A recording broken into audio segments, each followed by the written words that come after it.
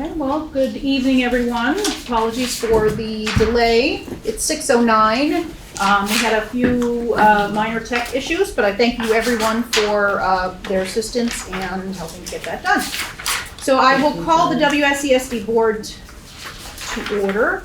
The meeting of the WSESD will come to order. This meeting is a hybrid meeting, which means that some or all of the public body is meeting remotely and some are meeting physically in a previously noticed location where the public may attend to observe, listen, and participate contemporaneously. Please note that while we will strive to provide means for those attending remotely to participate in the public comment period, there may be technical difficulties or reasons that otherwise prevent or interrupt remote public participation. Therefore, it is important to note that the open meeting law only ensures the public's right to participate and comment at a public meeting by attending at the designated physical location as posted in the notice and agenda. If a member of the public or of the public body has technical difficulties accessing this meeting remotely, please alert us by email. In the event of a technical difficulty that cannot be resolved, we may continue the meeting if necessary to time and place certain. Please note that all votes taken during this meeting that are not unanimous will be done by roll call vote in accordance with the law. So I need to add three, this is my last meeting as a board chair, last meeting on the board, and I tried very hard not to have an executive session at this meeting, but unfortunately it has come back to haunt me because now I have three. So we have one that will be 1 VSA 313A1F, confidential attorney-client communications made for the purpose of providing professional legal services to the body. Another under 1 VSA 313A4, a disciplinary or dismissal action against a public officer or employee, but nothing in this subsection shall be construed to impair the right of such officer or employee to a public hearing if formal charges are brought. The third is 1 VSA 313A7, the academic records or suspension or discipline of students. So I have added those to the very end. Are there any other amendments?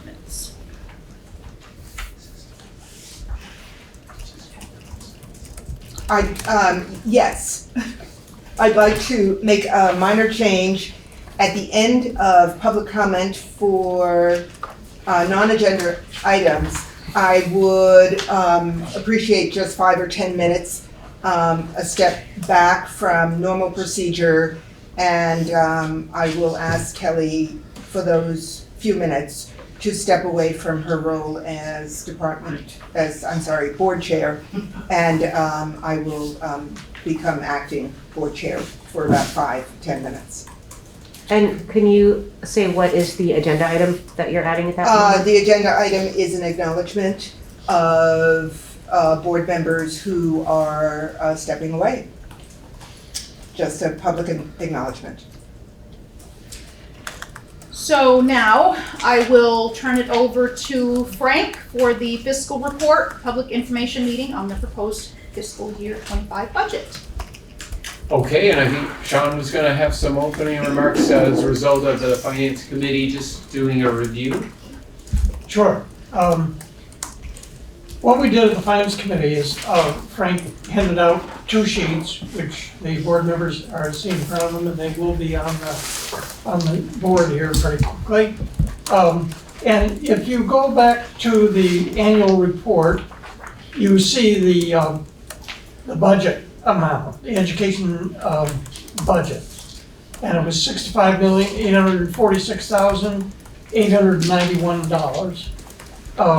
And then if you observe the revenue number, which is on line 4, and then if you observe the new revenue number, you'll see that it is increased by $3 million.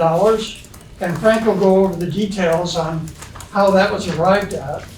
But I would have to say that, on October 6th, we started this whole budget process. And we did it with certain assumptions in mind and certain actually legislative mandates in mind. And as we've gone along, we found that they no longer were there in some respects. Like the 5% cap was eliminated, as everybody knows, with 127. So that made a significant change, because without the cap, we would go from 1.657, and the 5% cap would have gotten us down to 1.594.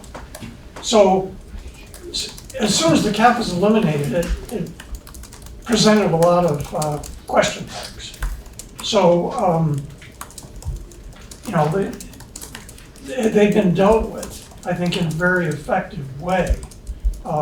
In addition to that, you'll see on the original yield number was 9,452, and the proposed new yield number, and once again, the yield is a number that's up in the air until it's on the ground, and it's not on the ground, but at least it's increased by $47 to $9,899. And everybody knows that the higher the yield, the lower the education spending per equalized pupil. And so our equalized pupil number has been able to decrease.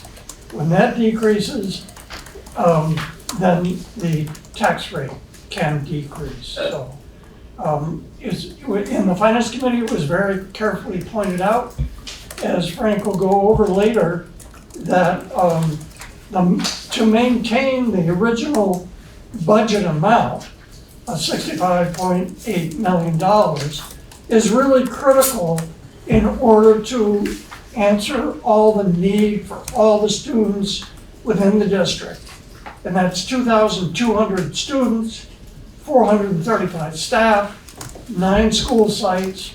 So I think if people realize the magnitude of what we're trying to do and the resources that need to be maintained in order to achieve what needs to be achieved, I think at the end of the day here, when Frank gets done, I think there'll be a much clearer path forward on how we're going to proceed.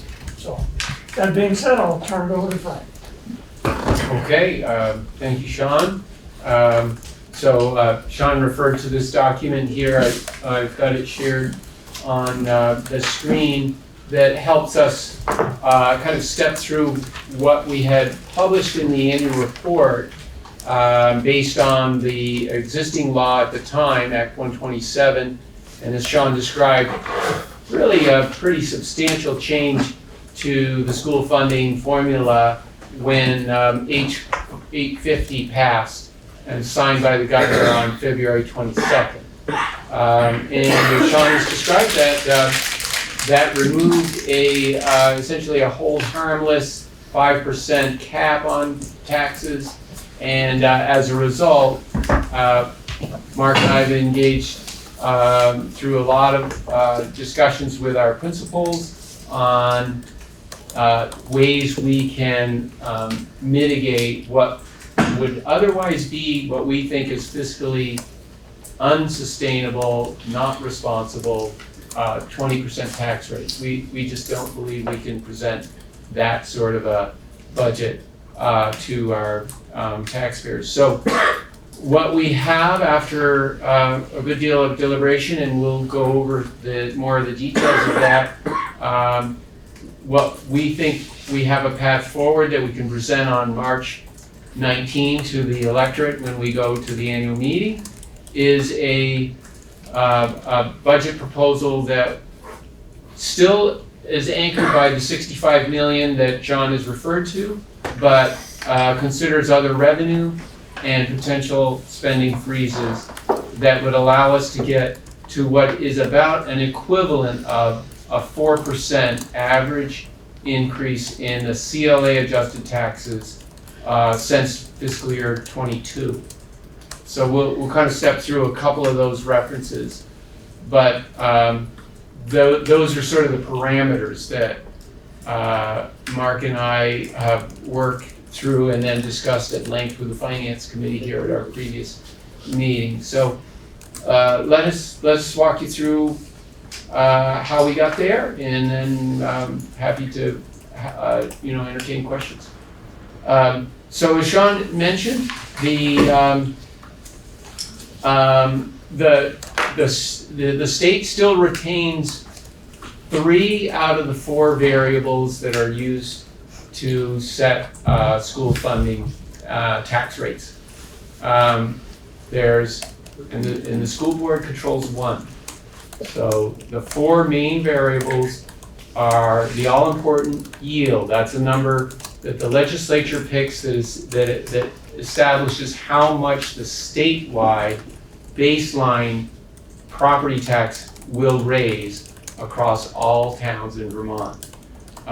They started, as Sean mentioned, 9,452. At this point, that number is at 9,899. It's not a voted on number. It's just a policy discussion with the Joint Fiscal Office. So that's 1. Number 2 is equalized students. Again, we don't control how many students attend, and we certainly don't control the mechanism the state uses to weight those students. Act 127 was very sort of kind of groundbreaking since 1996 when they went to an equalization formula that basically said, hey, we're really underweighting poverty and what it takes to invest in interventions to improve learning in our schools. So that's all part of Act 127. That's the second weight. We get through the 2 and 3 and then Actually, people are having a hard time getting in. Was there some issue with? Yeah, we're checking it now. The page was frozen. It seems to be working now. The invalid code, meeting code that people are getting to get into Zoom? Is that what you're talking about? I just tested it on here. The page was being edited. It's now not being edited, so it's not frozen. So the link is at least working for me. So I would recommend to folks to try the link again. thank you. Jackie's getting in now. Good, okay. Interruption. So four variables critical to setting school property tax rates. Board controls 1 of those variables. So 1 is the yield, 2 is the equalized student count, 3 is the common level of appraisal.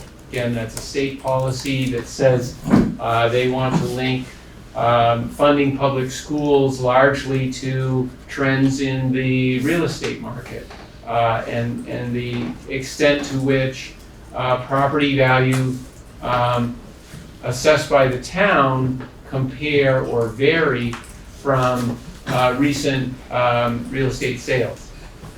So those are 3, and then the 4th factor is the budget. How much does the board propose? So you can see out of 4 variables, the board has control over 1. That's why I've started with this 9,899 that Sean has referred to in terms of the property yield. That is under discussion by the legislature as we speak. The second figure that has been warned, and we look forward to March 19 and explaining the board's deliberation since October, November of 2023, ultimately approved by the board in January 23rd, the $65,846,000 and all the investments that we feel is necessary to meet student needs. And as you can see, that's a 3% increase over the prior year. The increase in fiscal year 24 versus 23, just to give you a little history, was 2.7. So the board has presented budget spending that's been pretty significantly below the inflation rate. 2.7 for the year we're in right now, and proposing 3% increase. That's how we get to 65 million. So the major change other than the yield is these offsetting revenues. Sean referred to, was it page 12 in the annual report? We had published $7 million 365. In offsetting revenues, that's things like student tuition from Vernon, from Dover, Marlboro. That's one of the single largest numbers that make up that 7 million. It also includes other types of categorical aid, for example, to fund the Career Center. So a substantial amount of revenue that association with us being a host of the excellent Windham Regional Career Center. But it also includes things like interest income and a variety of smaller revenue sources. So we've increased that from the 7 million to by $3 million, and we'll go over the source of that increase and the rationale behind it. But again, just to step through how we get to a school property tax rate, which, by the way, the Independent Budget Review Committee has done an excellent job providing a more detailed, maybe more accessible narrative on how to understand that. But 65 million minus 10 is the 55 million. Sean has sort of already spoke to this. We take that education spending divided by our equalized students, and we get 14,857 per student. You see that's on the document here. That is now down from what we had built our budget on, 15,660. That's what having the additional $3 million in revenue does. It reduces spending per student. Why does that matter? It's because we compare our spending per student to the yield, as Sean described. So 14,857 is 150% bigger than the yield, 9,899, and that's our tax rate, 1.50, 150%, 1.50. That's the tax rate. That's the way it's derived by current law. And I did want to make the point that that tax rate is lower. So the school board equalized tax rate is lower than the current tax rate by 1%. You see that here, $1.51 this year and $1.50 next year. So 1% lower. And this is because of a higher yield and a higher number of offsetting revenues. When I say versus what was published on February 13th under the old law. However, the other really difficult circumstance, I mentioned there's 4 variables, right, to set a school property tax rate. We've covered 3 of them. Well, the 4th one is the common level of appraisal. This is where the state funding policy takes real estate values and the degree to which they vary from town assessed property tax values adjusts the school board tax rate into what actually shows up in the resident's mailbox as a tax property, school property, a homestead property tax liability. That is also subject to an income sensitivity provision of the funding law, which says if you have household income of approximately $128,000 or less, then you're subject to the lesser liability of either, in this case, you see 2.88%, right here, that number. Versus whatever your property value is times these tax rates at the bottom of the screen. Okay, and you pay the lesser of the two through your property tax bill. So income sensitivity is a very significant thing. I've been told, yes, I think Emily Kornhauser shared with this board, about 70% of Vermonters are eligible for income sensitivity. So in this case, those folks, if you're eligible, if the 70% are eligible, they're not going to see these increases. So hopefully that reassures a significant number of folks in our region. but only they know. And Sean, if you could remind us of the two forms. Yeah, if you I actually have something I'd like to read. And this has to do with the income sensitivity piece of Vermont law. As everyone is aware, education funding is largely derived from Vermont, from property taxes. Vermont homestead property owners are required by statute to file the homestead declaration, which is Form HS 122. And that has to be done with your Vermont income tax. So that would be before or on April 15th. So that's required. And there's actually a penalty that is imposed, it's mandated by the state that you have to file that HS 122. If a property owner wants to determine if they're eligible for income sensitivity, Form HI 44 can also be filed. 144. I'm sorry? Is it 144? 144. Oh, yes, I'm sorry. What did it, yeah. HI 144, thank you, Frank.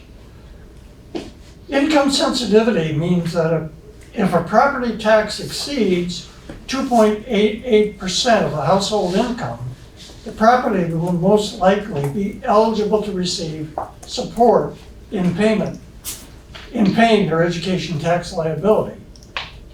So if the household income is, as Frank just said, if the household income is less than $128,000, this program can provide tax relief for property owners. And as Frank mentioned, 70% of the homesteads in Vermont receive some degree of help. And the degree of help, actually, in the town of Guilford, as an example, that income sensitivity piece represents $750,000. So the $750,000 is a check that is cut right to the town. And so it makes up the difference between the tax liability that is on the tax bill that the peoples are responsible for and what the people actually have to remit to the town for their tax. That's about it. Yeah, very important. So for those folks that are not eligible for income sensitivity, then we get into the CLA adjusted tax rates. And this is where we wanted to draw your attention down here to the bottom line. We've used Brattleboro as a example. It is relatively similar tax, as a baseline. And we certainly can do this for any individual town. But if you take $1.74 in Brattleboro back in 2022, and you inflated that by 4%, 4% times $1.74 is $1.81. And then the next year in 24, if you inflated that $1.81 by 4%, it'd be $1.88. And then in our proposed year, if there was a 4% inflation on average, which we know has existed in the CPI, actually a little higher than that, that would be $1.957. Okay, with the adjustments that we've just gone over, we're now proposing $1.93 if these statistics hold up through the legislative process, the 9,899 yield. That's the only thing we see is still pending. We know our student counts, we know our budget. Of course, the voters have to approve that if this becomes an actual estimate. But if those variables exist, then that would be the tax rate, and you can see that would be less than a 4%, right? $1.93 is less than $1.95. That would be less than a 4% average tax increase. One of the many problems we have with this particular year is the legislature has created a great deal of volatility in the statistics that they have used. Those out of the four things, we've been pretty consistent with 2 and 3% inflation on spending. but the state has been very inconsistent with this, the variation in CLA. Now, of course, that's not somebody deciding they wanted a varied CLA, it's what's actually happening in the real estate market, but the state has decided that's a basis to allocate tax liability. When it becomes that volatile, it's questionable if that's a good long-term, but that's policy at the legislative level. And then the other one is equalized yield. Equalized students. We used to represent that we had 2,200 equalized students. The most recent number, Deborah pointed this out in the Finance Committee, the most recent equalized student now is 3,700.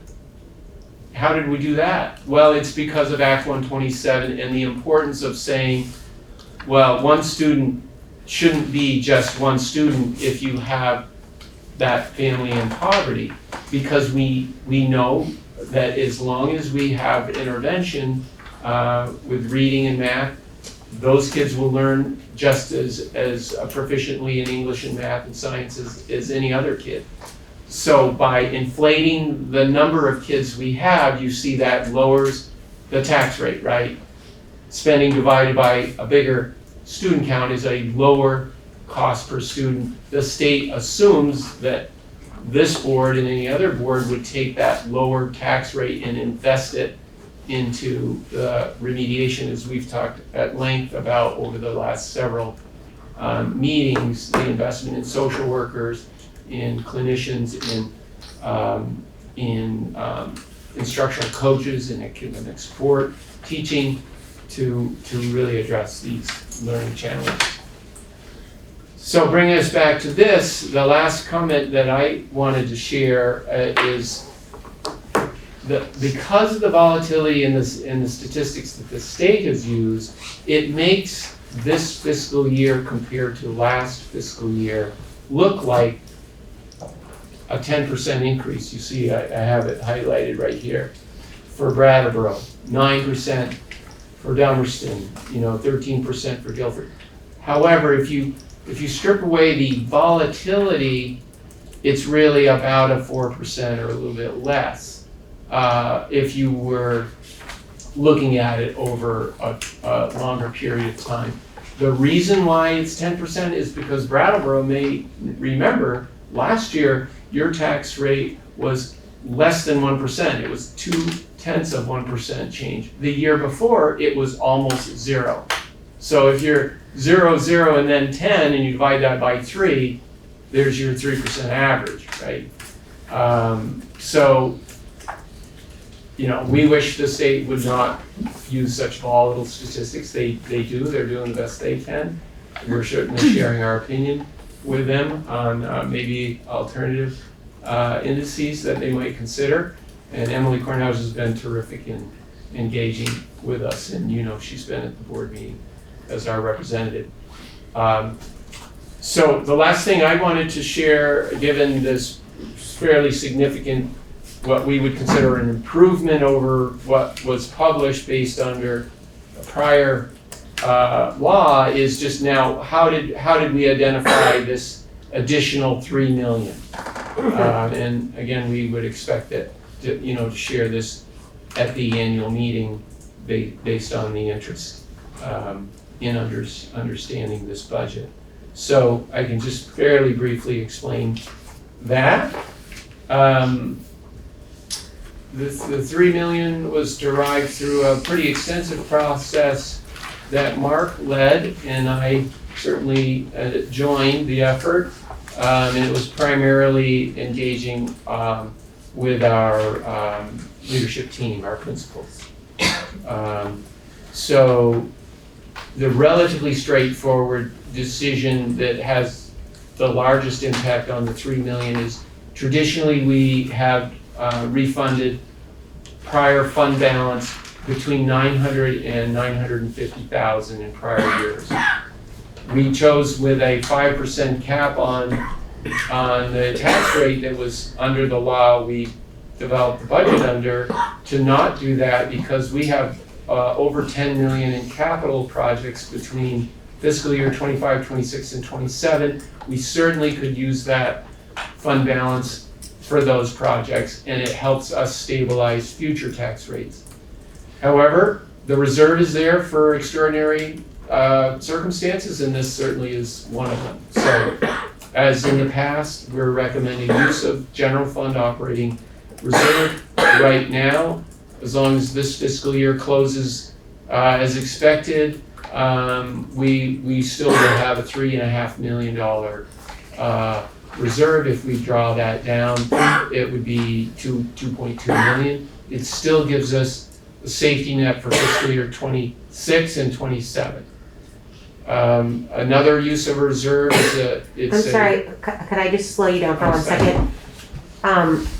So you're saying that normally could you repeat that again? Where was the money coming from that gets normally reassigned to the capital fund, but this year we're not doing that? Yeah, fund balance is the difference between revenue and expenses, and over time, it accumulates from one fiscal year to another to another. This board has always considered if we had a prior year surplus, we would generally refund it to the town in the future budget, right? So, yeah, as you can see, the additional revenue reduces what they call education spending, right? Spending minus offsetting revenues, that's part of fund balance, equals education spending. A lower ed spending number is a lower cost per student. And where does the surplus come from year to year? Historically, it was more that we would budget for about $2.5 million in tuition, but we would receive more students in tuition than we anticipated. So that would often be a source of revenue. I know Vernon, I don't know if we have any Vernon residents here, probably not, but that's typical in towns and budgets where you have to make an estimate of how many kids you think are going to attend, but there's no obligation, so it's an estimate. Another source of surplus, meaning having more revenue than expenses, might be through the pandemic. We certainly had struggled with a lot of vacancies. So the budget raised the money for a certain level of salaries, but in many instances we weren't able to fully employ. So those are a couple of fairly significant sources of surpluses. They certainly they don't occur every year. There's nothing that you can plan on, but once it does occur, it's cash in the bank. It's physically cash in the bank. So it's not like you're speculating. We have $3.5 million in the reserve as a result of all the years of fiscal year 2020, since we existed as a district, 2020 through 2023, and we're proposing to reduce that. We normally would have proposed that in the original budget, just because it is our tradition, but because the state said, we're gonna put a 5% cap on, we know we need that through our capital plan. We have a multi-year capital plan. We know we have roofs that the warranty will be done in 27, 28, so, but we'll have to address that in that period. And then the $600,000 in the health reimbursement account is a similar concept. It's where a benefit is then made available to employees through the State Health Commission. That, as you know, Act 11 said school boards no longer negotiate for health insurance for their employees. The state board does. The State Health Commission does. And in a simplified terms, the benefit for a family member that is obligated by the employer to offer is $4,000 per family, primarily used to cover the high deductibles that our health insurance plans have. If an employee doesn't fully use that $4,000, then the employer would record that as a reserve, the difference between what actually was claimed versus the benefit. over time, we'll inform ourselves in future budgets as to whether we need to budget the full 4,000 per employee, or maybe we only need to budget 80%, but we need data that shows us what a reliable assumption would be. We have reserves that would warrant use of 600,000 in next year, particularly given that we have a 16% increase in the health insurance premium. This will help offset that cost. But it is a revenue from the point of view that it's drawing on an existing reserve on the balance sheet. The state has announced just recently that we are eligible for a $201,000 merger grant. We didn't know that when we developed this budget back in December, January, so that's a new revenue source. I've explained at length, to some detail, to the Finance Committee that I've been able to create an arrangement with a financial advisory firm and invest government T-bills, no risk of principal, short term, all matures by June, by just being more precise about cash flow forecasting and essentially almost doubling the investment return that a typical bank sweep account would give us. So another $150,000 of interest income that we anticipate. And then the most challenging assumption is the spending freeze, that it's all contingent upon what will the legislature do with that yield.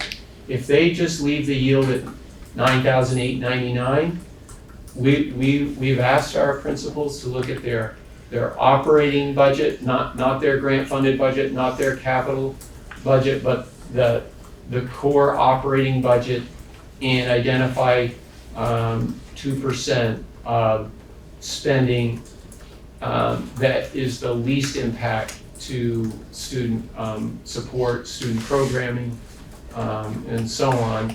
And our most typical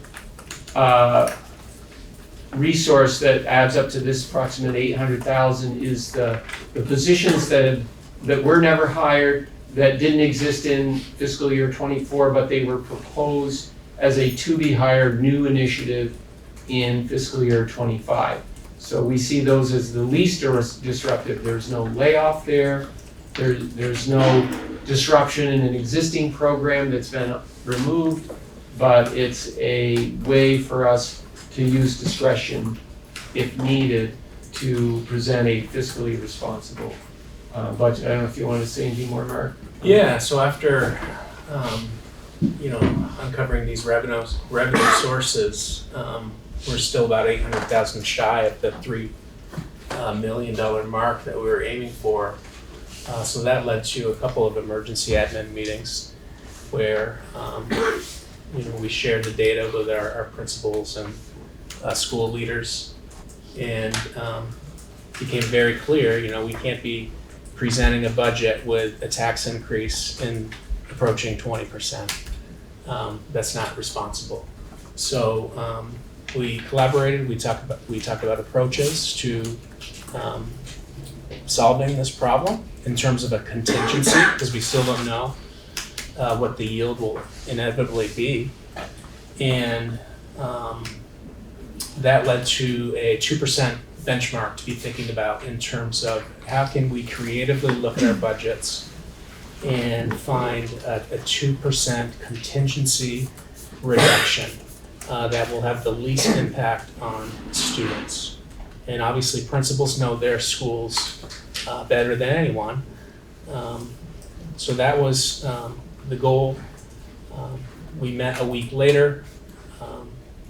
Everybody got together, kind of shared their approach.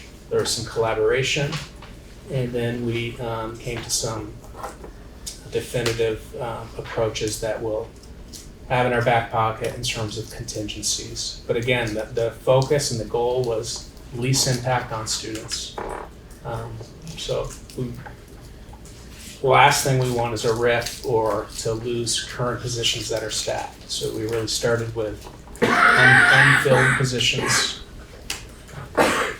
building projects that we could live without for another year, that wouldn't have safety and health concerns in our buildings. And we looked at supply items, but it was really a really great collaboration of the team. And we feel like we're in a pretty good place in terms of getting to the market that we had set, that Frank and I had set together. And 2% represents the 800,000, that's where 2% came from. We needed to identify 800,000, that means 2% of those operating budgets that are in the FY25 proposal. Can I just ask a clarifying question about that last piece? That when you're talking about a spending freeze that's mostly going to be positions that haven't been hired, that you're not talking about positions where someone's leaving and then not rehiring that role, or just like a position that's not in the budget yet and then we're going to defer adding that position until a later I think year. there's a few different approaches at each school, but for an example, at Academy School, throughout the budgeting process, they had budgeted for another counseling position to add to the team. So that became an approach that Academy took. Okay, well, this is not the year for an additional position. Other schools had turnover in certain positions and will continue to fill those positions, but maybe at a lower percentage or share it with another school. So there are multiple approaches that are unique to each school. We felt like if everybody targeted at 2%, that was the most equitable way to go about it.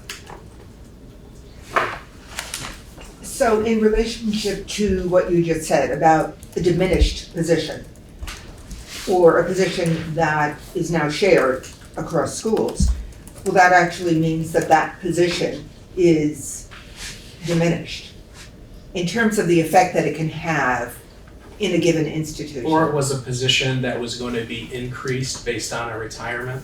Mhm. So like a 0.6 to a 0.100. Mhm. It wouldn't be increased at And this then point. just choosing not to do the increase. Okay. That type of Mhm. All right, thank you. Matt, you had your hand up. Yeah, just confirming that, so the 2% has been identified already by the principals. And I'm curious if there was opportunity for either staff or community input around that with the principals, or was that a process that they did just within administration? Honestly, can't answer that one, Matt, to be totally honest with you. This, as you know, the law changed like a week before town meeting.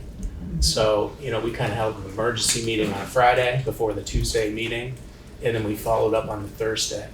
So I hope there was some collaboration, but there may not have been, just given the quickness in terms of identifying an approach. Certainly there's still room for that in how it's unveiled, knowing that it is, in a perfect world, a contingency that we don't need to use, but we think we probably may have to.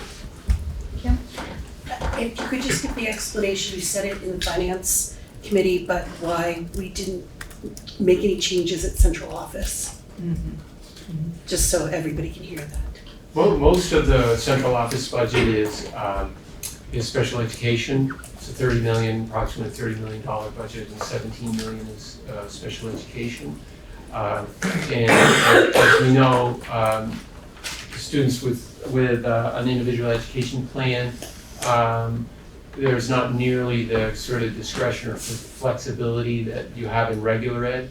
So for the majority of our staffing, we have had that conversation, and there is actually a proposal to consider, but it is very much dependent on the enrollment within a specific special ed program. So there's some potential there, but less likely. And then another significant part of this SU budget is the grants that Paul helps organize and manage. $5, $6, $7 million in grant funding. Of course, it would not be logical to reduce spending in a grant area because you simply will reduce your revenue and there's no benefit to anybody associated with that. And then that leaves the kind of the core operating costs, things like the food service and the transportation.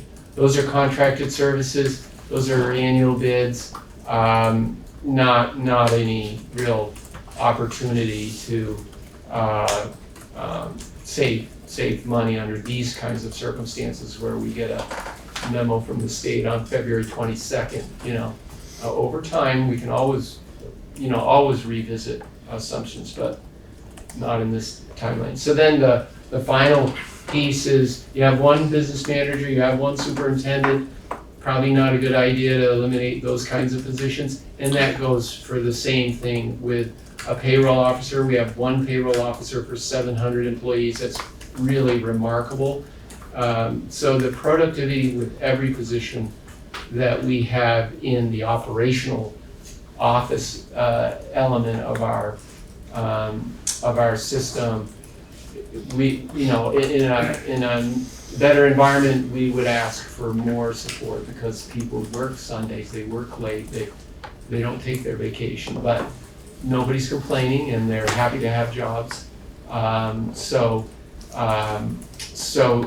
even though we've raised the question and we've shared this with our entire system, this sort of a conundrum that has been created, everybody is in it, in thinking of how to find a path forward. The other thing, when you think about the capacity for that grant management process and the work that goes into identifying those millions of dollars, we are reorienting our curriculum and assessment office where that can be better managed. And we're providing more direct, specific support to our pre-K through 6 schools with a curriculum coordinator focused on those elementary schools, and then a more directed support in a curriculum position focused on our 7 through 12 students and staff. So we feel like building that capacity will bring in more money and more opportunity and also provide more direct support at the ground level at all of our schools. So, in terms of what you just said about the curriculum coordinator department, I appreciate what you're saying. It's that department has grown by one person, which the school district Really needs. hasn't, because we did reduce a coach, so it's still a 5-person team. Got versus it, a 5. okay, all right. So I know other public institutions have considered this and done it, and this is just a friendly comment. Let it just be taken in that way. But some institutions have considered eliminating pay increases for individuals at a certain baseline that's considered manageable for family and the society we live in. So I'm just throwing that out. I'm wondering if that was considered. We want a happy workforce. Yes. We have people that work long hours, Yes. hard hours. That really was not considered in my Okay. personal opinion. And the vast majority of compensation is through collective bargaining agreements, and you cannot, breach an agreement. So in future periods, that's open for discussion, but Right. certainly not retroactively like the state apparently can do. Well, I'm certainly not recommending that for public servants, for teachers across the board, whether private schools or public schools, not suggesting that at all, just throwing it out. I'd just like to, Ruby first. sorry. Oh, you can go ahead, Tim. No, I think it bears mention that there's a misconception that in Vermont, public school funding is largely from property taxes. But in fact, doesn't that only account for like 30% of the funding of K-12 public school education? And the funding actually comes from business sales tax, lottery, etc.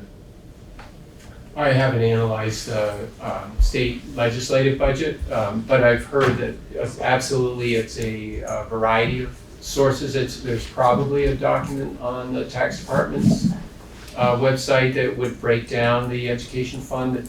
Public ed in Vermont is about 2.2 billion. And the proportion of funding, I'm not sure, I haven't. I'm pretty sure it's about 30% from property. I wouldn't be surprised. But you certainly have income, the income sensitivity component of it. You have property tax, you have the second home, or it's the non-resident, so it's the business tax, which is a fixed rate, and then rooms and meals, all of those are Rooms and meals. a number of sources for sure. I just have one little thing, and then I'm hoping that we can get some public Yes. comments too. So with the contingency plan and the spending freeze surplus line item, could you just clarify? So I think of us as having 10 schools, and those include WRCC and EES, but I know that WRCC and EES are kind of like have different funding sources and stuff. So are they included in that? Yeah, the Career Center is absolutely part of the $65 million budget, and there's a lot of revenue that comes through. Early Education Services is a Head Start, fully independent, funded through a federal office of the Agency of Human Services.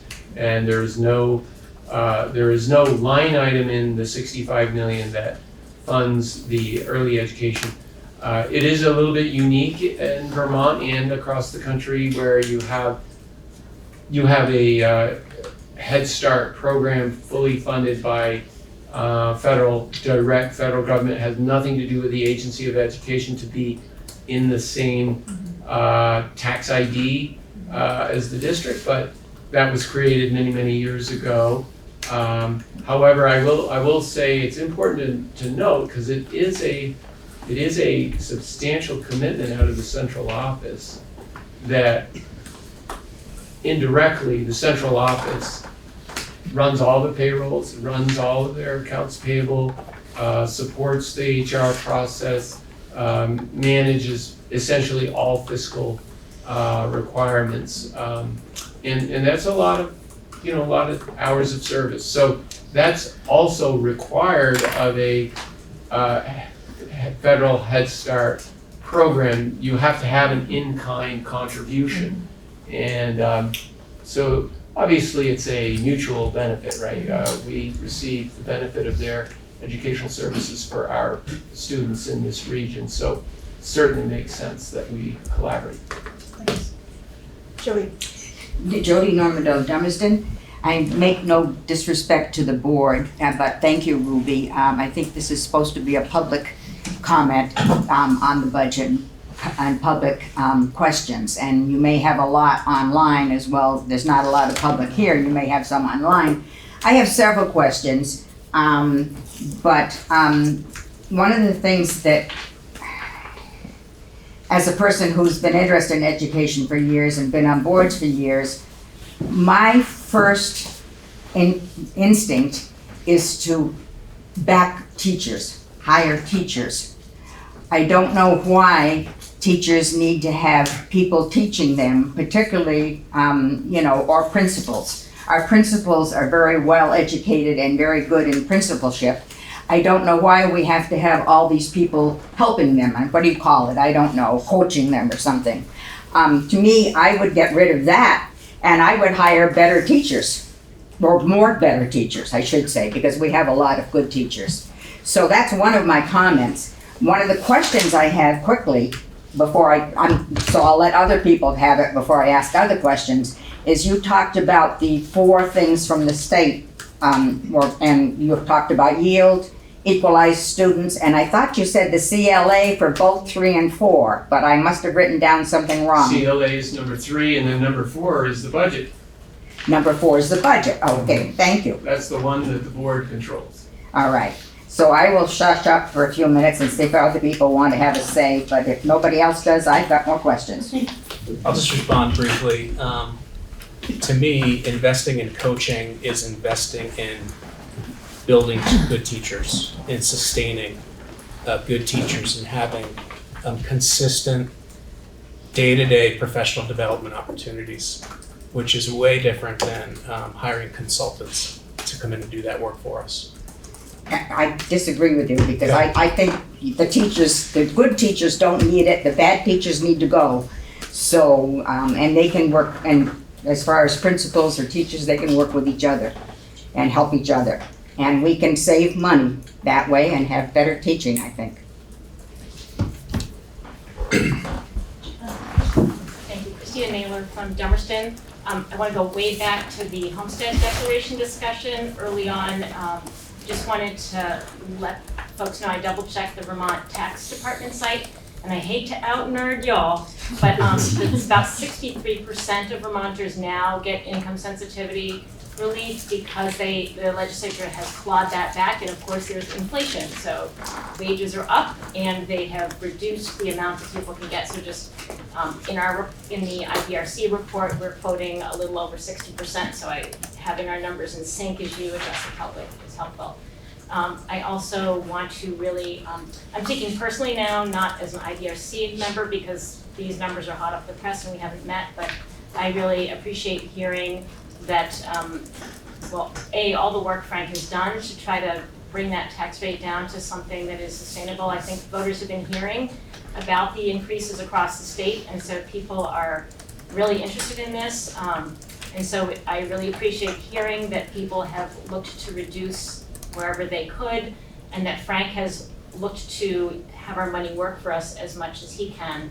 And I hope that we can sort of get information out to voters through the Communications Council. I'm now speaking as an IDRC member, because I think voters really are concerned about their tax rates, as they should be, and so helping educate them so that they can understand, because it's been a mess for people who understand to understand, never mind rank and file voters. So any help that the IDRC can get from the Communications Council would be greatly appreciated, and pointing people, because at this point, because of statutory requirements for the board warning the budget and printing times, what is published and what people are looking at is not based on what their tax rate is even close to at this point, with the loss of the 5% hold harmless situation. So.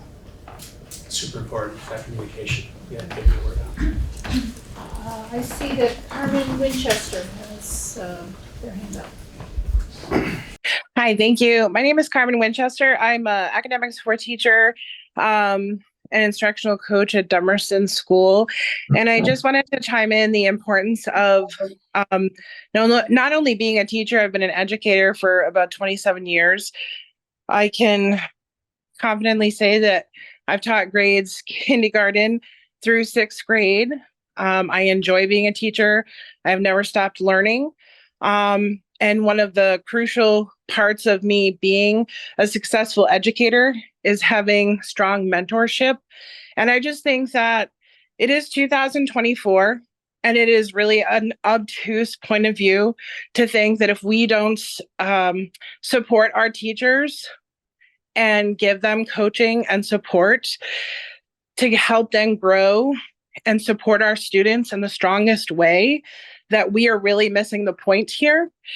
Because if we are not doing that, and we think that educators are just going to graduate college and they're going to know everything, and that we're just going to get rid of those teachers who don't know enough, and we're just going to hire better educators when there's a labor shortage, I just think that we're missing the point. So I think that we need to support our teachers and help them grow professionally. And I just wanted to say that. Thank you.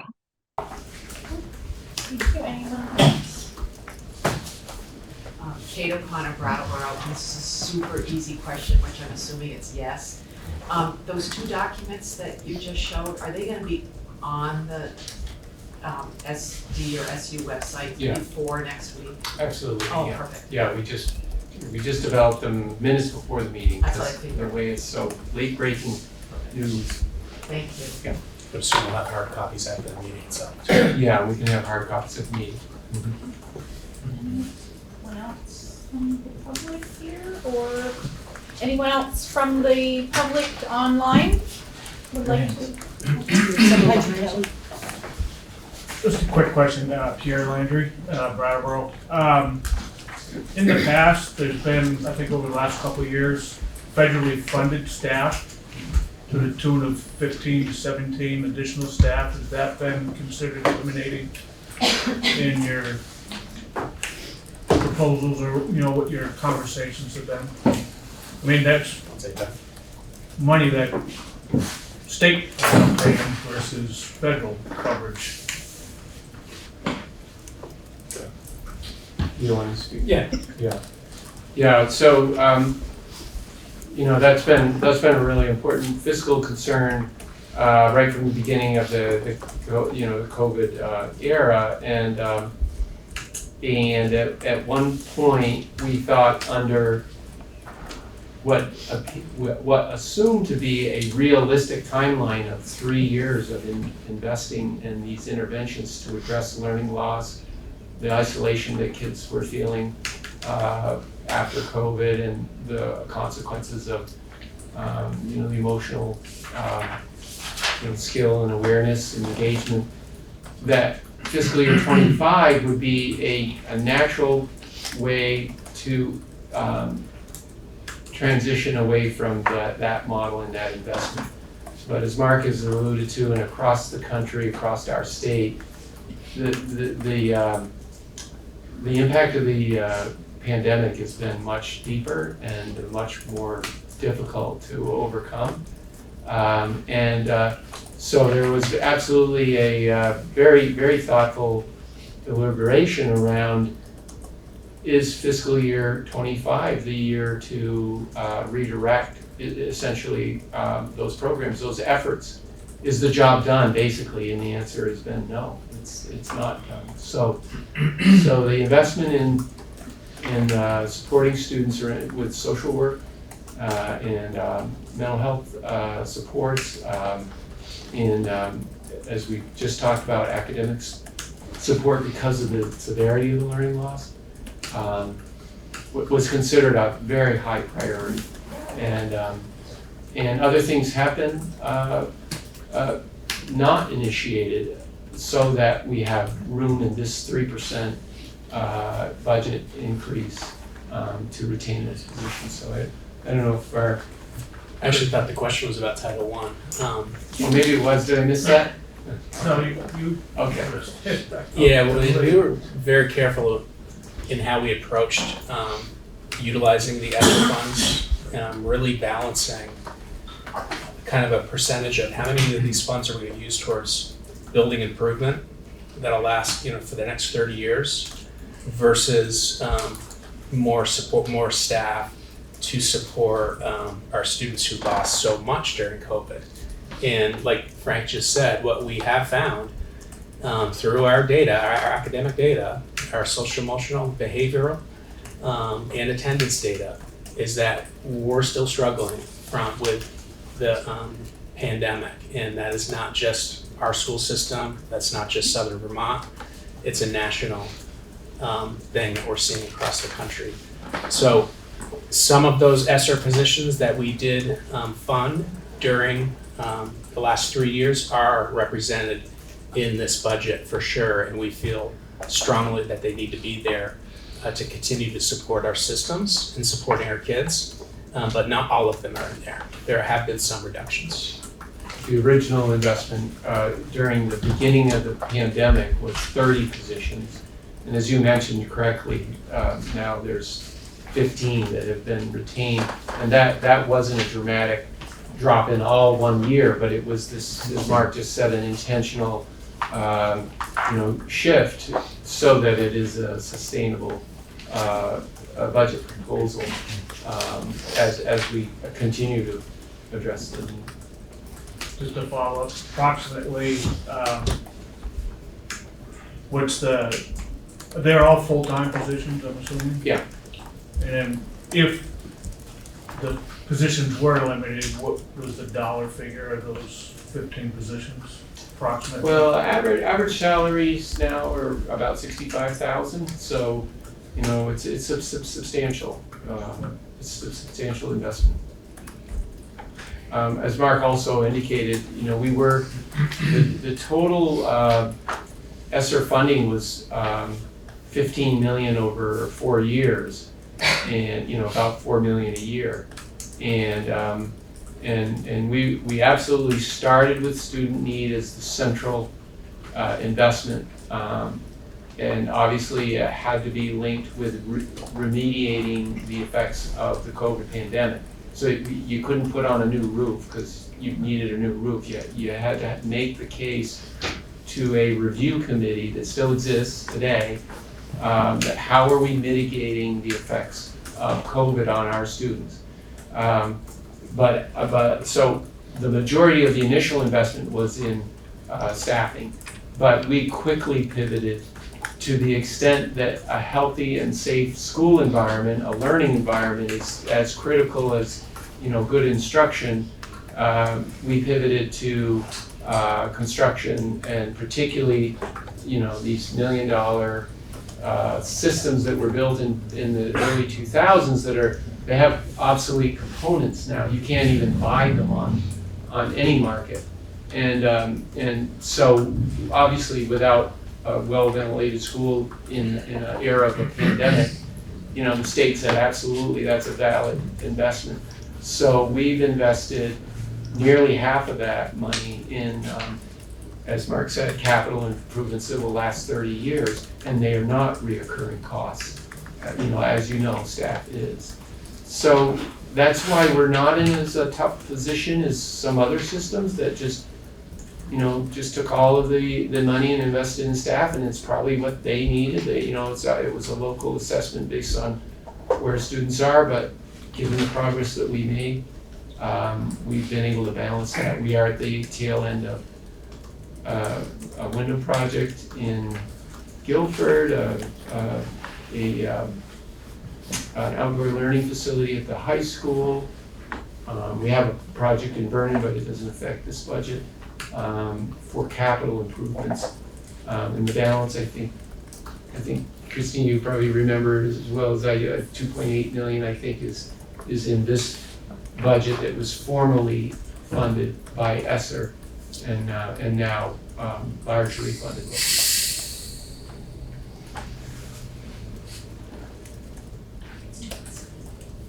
I think that's about right. Seeing no other hands, we'll return to Jody. Okay. I have several questions still.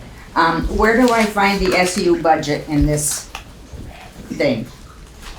SU budget? Yes. I think it's online. I don't think it's in this thing. The SU budget is in the annual report, and it's a summary version. We'll see, I can help you find it. That's 30 million, so, and this is 65 million, so, and I understand that the problem with the SU is that we don't get to vote on it directly. I thought it used to be in the whole budget that was presented. We've had the same format that's been in place for probably 20 years. Page 61 of the current annual report. Yes, I know it's in here. Is in this report, yeah, and then it's online in its full detail. I think it's a 100-page document. It's got every line item. I thought we discussed that, Jody. Well, I've been out of the school board business since Act 46. Yeah. So, this is 65 million. That's right. This is, the WSESU was 30 million. That's right. So are we really spending 90 million, 95 million? So keep in mind, of course, the SU is not a taxing entity. A district is, the SU is not. So the SU is fully funded by Vernon and the SD through an assessment. So there's an assessment in here. If you wanted to find it in your annual report, again, at a summary level, and I can go over the detail level with you as well. Great question. Page 25 in the annual report. Page 25, so this is part of the 65 million that you're referring to for the Windham Southeast School District. Page 25 is all of what's considered district-wide expenses that can't be assigned specifically to a single school district because it serves all of them. And an easy one to understand would be like the school board, right? The school board serves all schools, all grade levels. So at a summary level, on page 25, third line down, you see that's the school board. The budget is down 15,000. The next line is the supervisory union assessment that you're looking at. So of the 30 million, you see right there, 12 million is included in the $65 million figure. That 12 million pays for transportation, food service, and special education, English language learners, and then the operations superintendent office, payroll and that sort of thing. But the majority of that 12 million is special education. And it is in the 65 million that we've got? It absolutely is. In Yes. here? Yes, yeah. If you wanted to know where it is on that page, which Yeah, is I'd like another- to know where it is on that page. Excellent question. On page, what is it, 11 or 12? Page 10. You see there's what we call function numbers on the far left-hand column. They start with 1,100 for direct instruction under expenditure. I'm looking at the annual report. I don't know if are you with me? Oh, I thought you said that was on page 10 of this. It's on page 10 of this? Yeah, the annual report, yeah. I'm not sure, sorry, Jody, I should have slowed down a little bit. Well, I'm totally confused. I mean, Okay. this budget is so out of anything that I've ever worked with before. Okay, And, yeah, and I used to be pretty good in budgeting. okay. I'm aging though. But page No, I 10 know. you're talking about. I know, you were excellent at budgeting, we've had many conversations, I know you're sharp as a tack. No? Page 10, as I was saying, on the far left-hand border, there are numbers that they represent codes that the state requires us to use. 2,500 is the code for central office assessments. And you see that, we just mentioned in the detail there, 12 million, you see the $12 million figure there? Mm-hmm. Yeah, so that rolls into the 65 million. And in a better world, the whole merger process that I know you were very much part of, we wouldn't have 3 entities. We wouldn't have an SU that you never can find, and then a district, and then another entity. We would have one entity and all the money is in one place, but that's not the way things worked out. I preferred it the old way, but I know. anyway, you've got 12 million here. Where's the other 18 million? Excellent question. So about 7 million, we should go back to page 61 again in this annual report, 60A, and we can find all of these numbers. I should have put a little tab in my, page 61. Okay. So you're as you correctly referred to, $30 million there is total. Mm-hmm. And and you're saying, well, okay, if you just identified 12 million coming into the SU from the SD, where's the other, what would that leave, 20, is it 18? 18, 30, take away 12, I think so. Are we on the same page? Okay, 18. Where's the other 18 million? Okay, a substantial amount of it comes from the state of Vermont. Up on the top bracket in revenues, even though we don't have the detail here, we do have the detail on the next page. Well, I can help you identify some of the state aid. Are you on page 62 now? Yeah, and I'm just looking at 63 and 60, and also 65. These are all more of the detail. These documents identify how we assess the costs. And I think that's all part of what you're getting at, how do we assess the 12 million to the SD? That's on page 63. It's pretty simple. It's just based on how many kids are in each district. And so for Dummerston, you're obviously included with Guilford, Putney, and Brattleboro. Dummerston is 6% of all of the kids, but collectively, because you're in the same district, that's 92% of all kids. So the SD, that 12 million, comes from 92% of the costs that need to be recovered from somewhere. And in the SU world, you take, what did the board approve? 30 million? How much is the state going to give us for special ed, transportation, food service? What's that number? Minus the spending equals the amount we have to assess to Vernon and to the SD. So the sort of the short answer is 7 million directly from the state of Vermont for special education. And I can go through the detail of that report with you, Jody, at any time. And then I mentioned earlier, Paul generates about 7 million in grants, Title I, Title IV, right? So that's 14 million. And then the USDA provides us with a couple of million in food subsidies, so we can operate the food system. So that's 16 million, right? So there's a little interest income. There's a couple other sources, but that's basically the way it works. So if I go through this with a fine-tooth comb, I can find those figures in here. Now, I think you're referring to the SD budget there. Yeah. No, you have to go, I have the same package I can give you, and it's also online for the SU.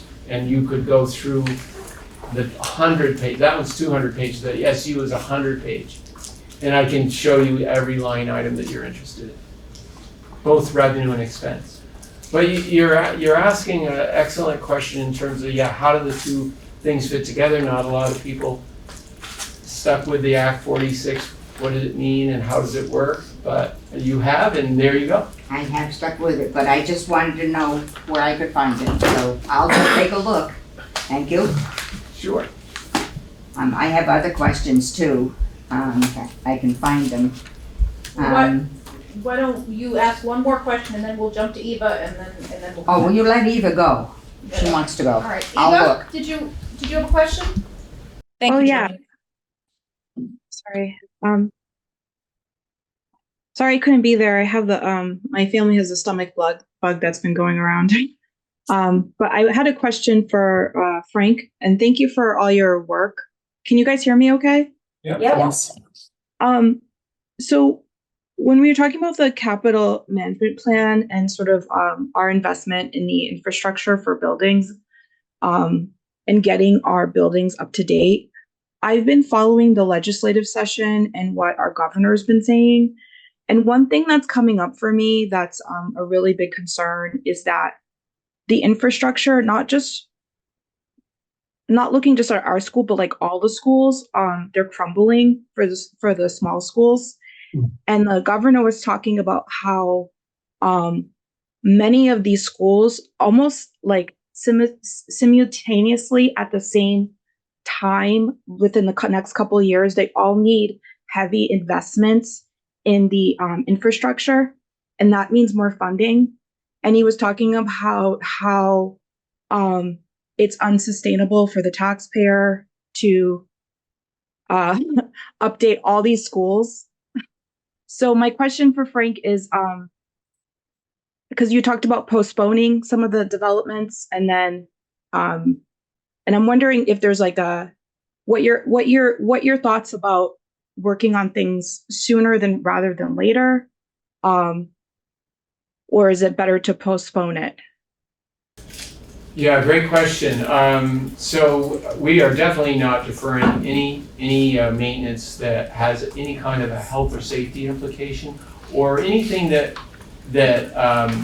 would create damage to the extent that, you might defer $100,000 investment today, but then it costs you $500,000 3 years later because you got mold or you've got all kinds of. We are absolutely not considering anything to be deferred. I'm sure you recall the presentation for the budget review on January 23rd. January 23rd, where we went over the somewhat detailed the capital plan. To answer your question, I'm just logging on, ran out of battery here.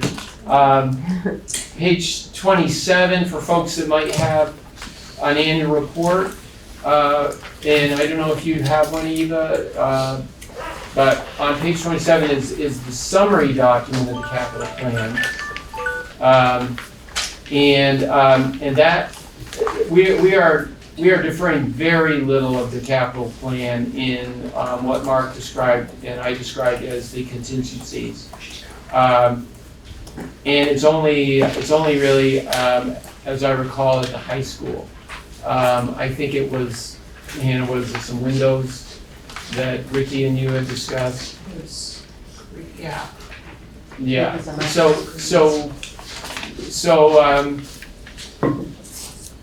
And I know it wasn't a safety issue. It was potentially a thermal improvement that we absolutely will do. But in that discussion around discretionary reductions, this is where with everything we evaluate, well, what's the least impact on students, and there was some roofing too.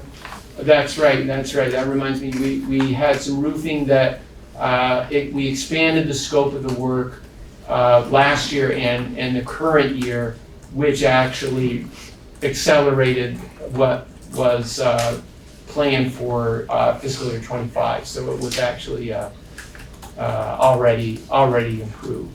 So there's no deferral to something that is going to increase costs down the road, or like I think Hannah's example is crystal clear. It's something that got done in advance of what we thought at one point would be scheduled.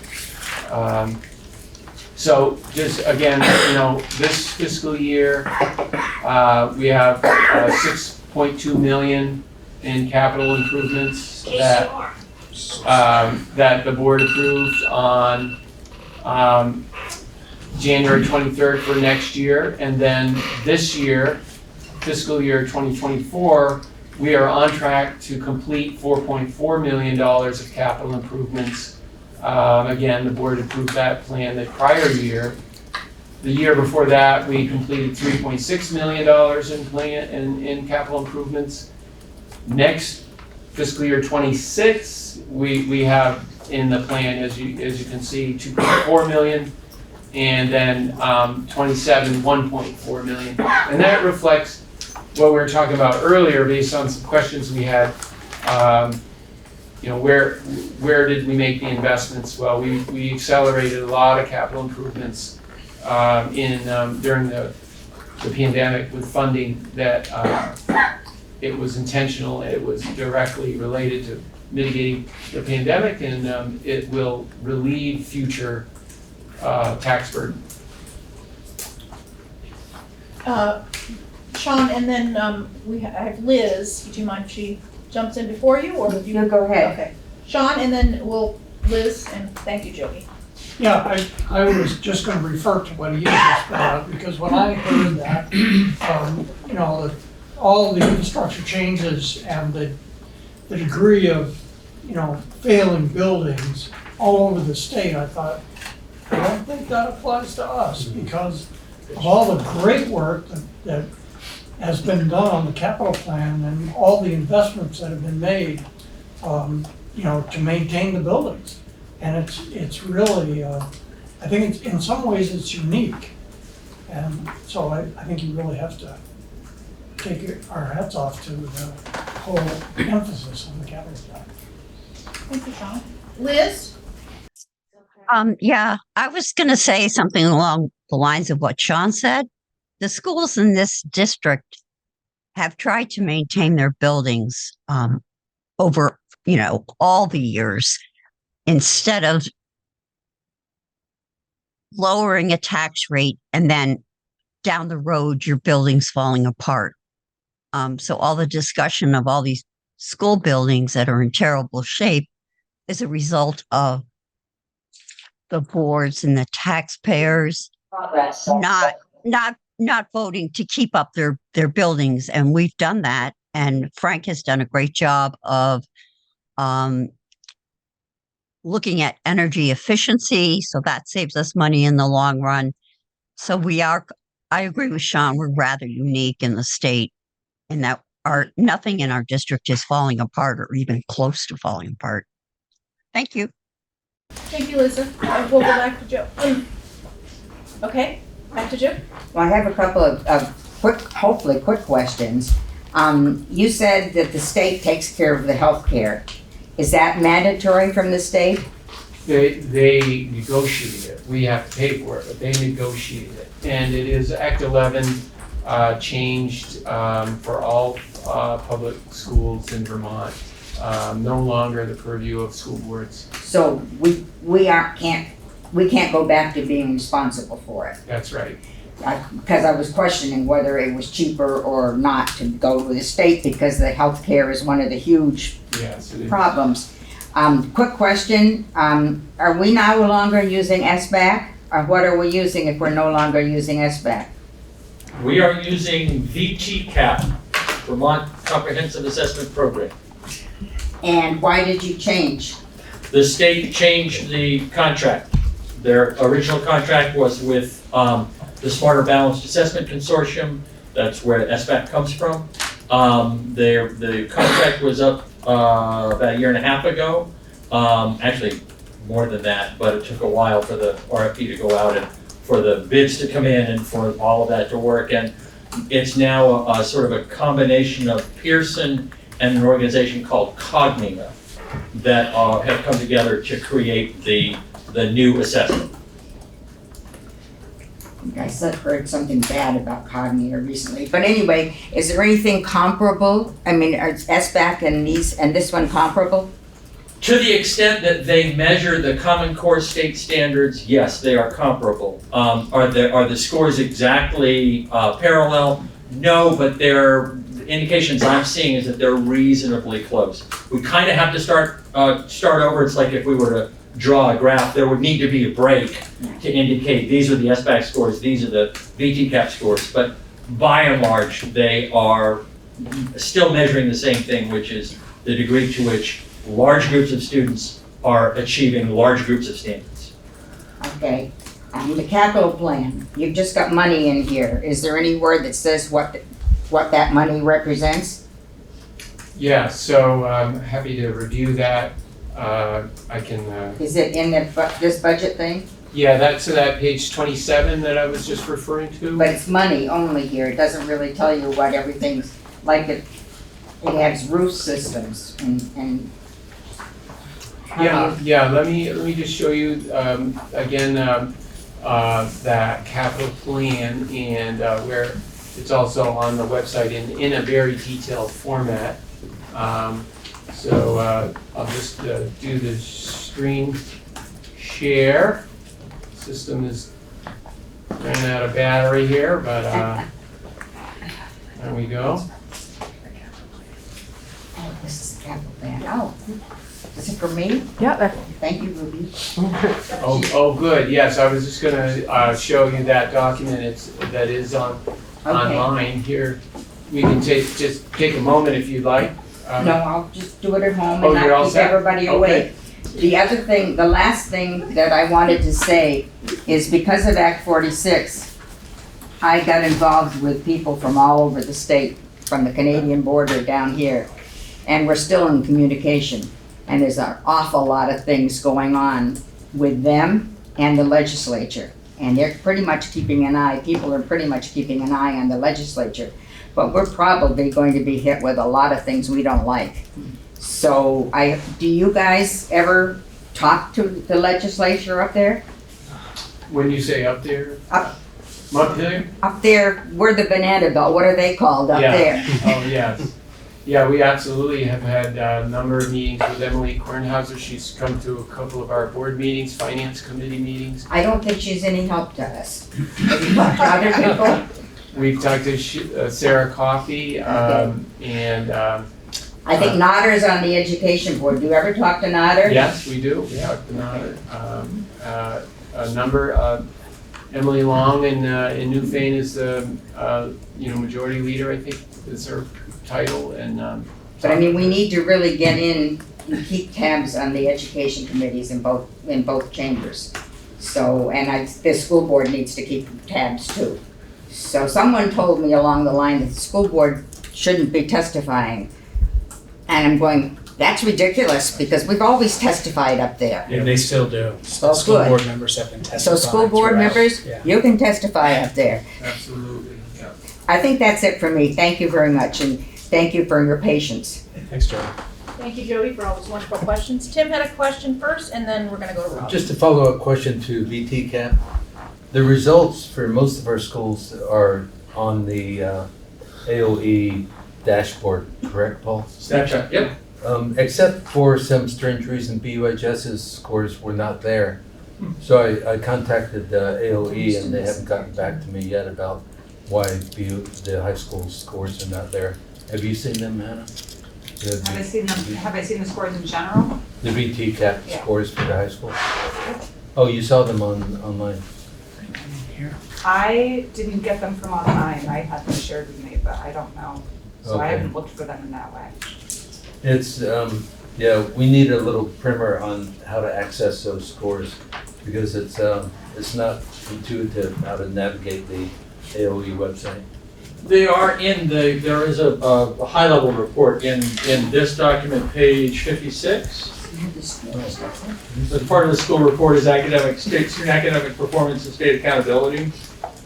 You'll see, for instance, there's grade 9 and grade 11, indicating proficiency in ELA, math, and science. Grade 11 is the science assessment.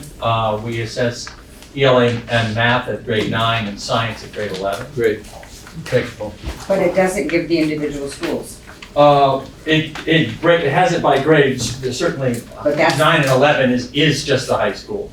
And then you'll see where we get demographic breakout. There is a chart with the schools. Where's the school breakdown? Page 59, differential impact of poverty.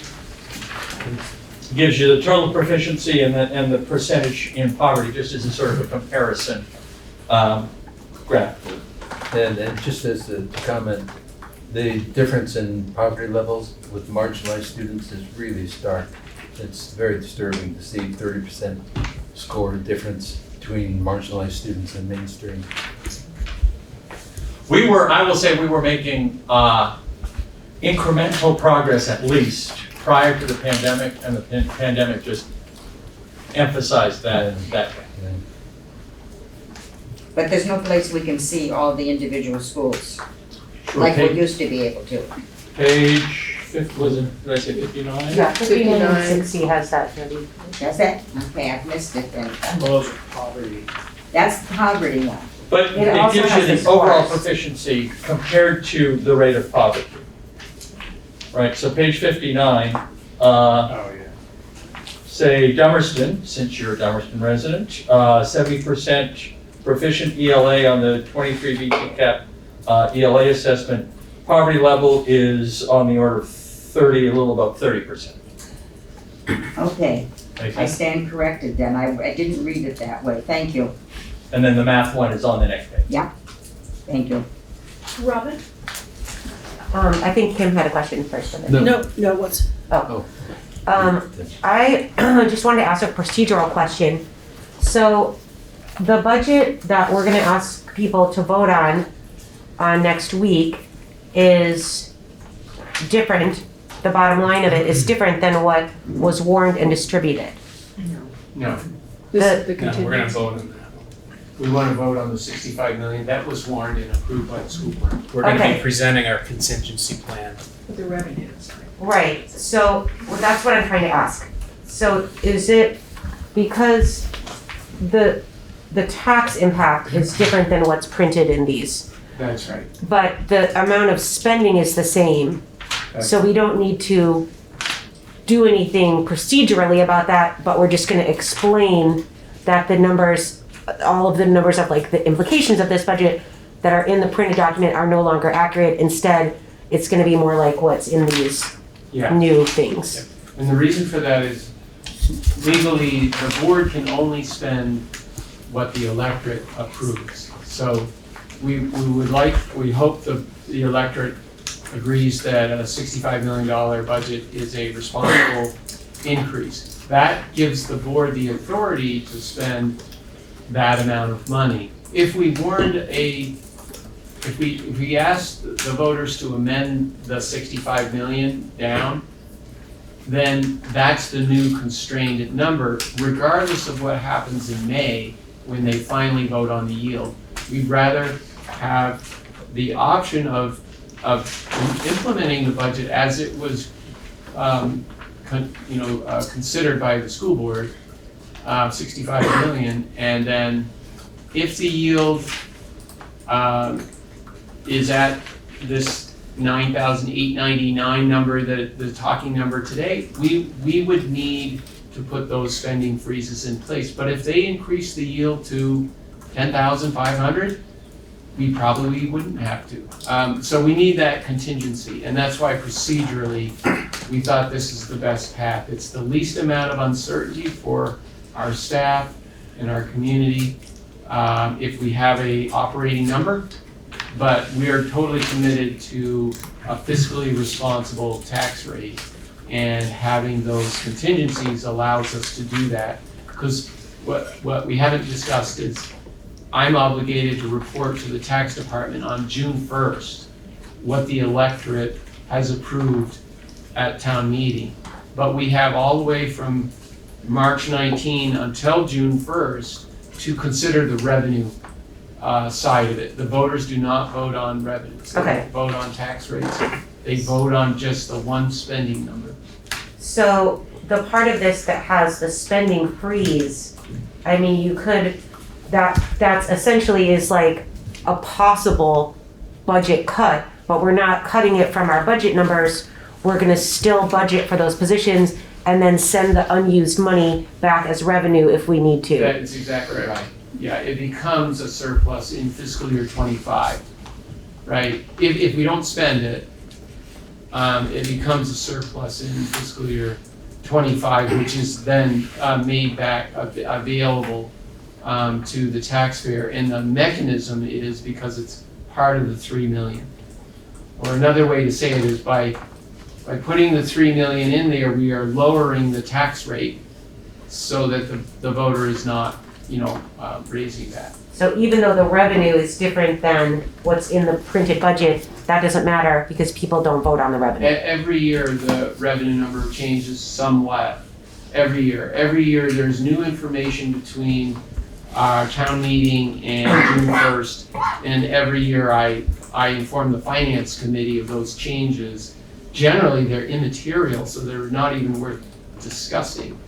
But this year, because they rescinded a law 2 weeks before town meeting, it's a different environment.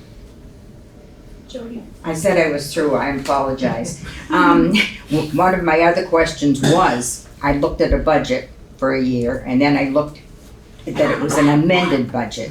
Does that mean because the revenue was higher, so that's the amended budget?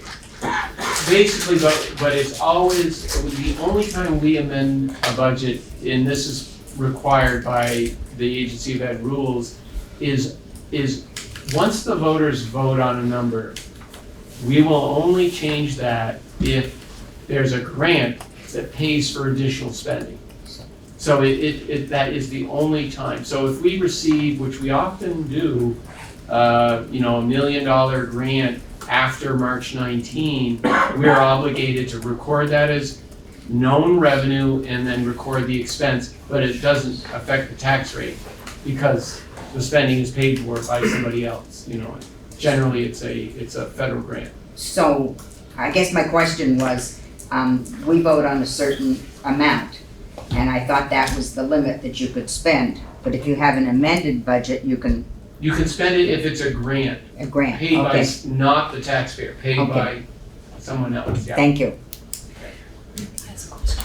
I have a suggestion and then a question, both related to communication stuff. So at the annual meeting, these two documents that today, the kind of like updated thing and then the contingency, will both of these be available? Yeah, It I would will say be a rep- version of them, if the yield meaningfully changes Yeah. again, we'll run another scenario, but I'm guessing it's not gonna change that much. Because the legislature really needs to see the rewarned, what was it, 30 budgets that failed. They need to see, well, how much did ed spending drop for them to make any meaningful change in the yield. So my suggestion is that those be printed on like colorful or ugly or some kind of paper that's not white. Because I do think it's confusing, and being able to say, look at the blaring right orange thing or whatever is helpful. Sure. So that's just a thought. It could be the stuff at the bottom of the barrel, like mauve or something. And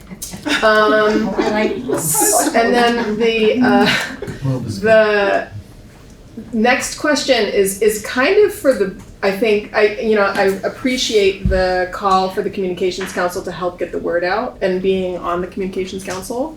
We're all over here and one other out in the world. We don't meet very often, and we basically only do things and say things that the board has expressed. And so we can do our best to get the word out, but we really live in the world of social media. And so if we need to activate to have some plan to say something, it would be helpful to know exactly what we're gonna say. Like when the IBRC comes out, that's great. It's a report, it's up on the district website, we direct people to it.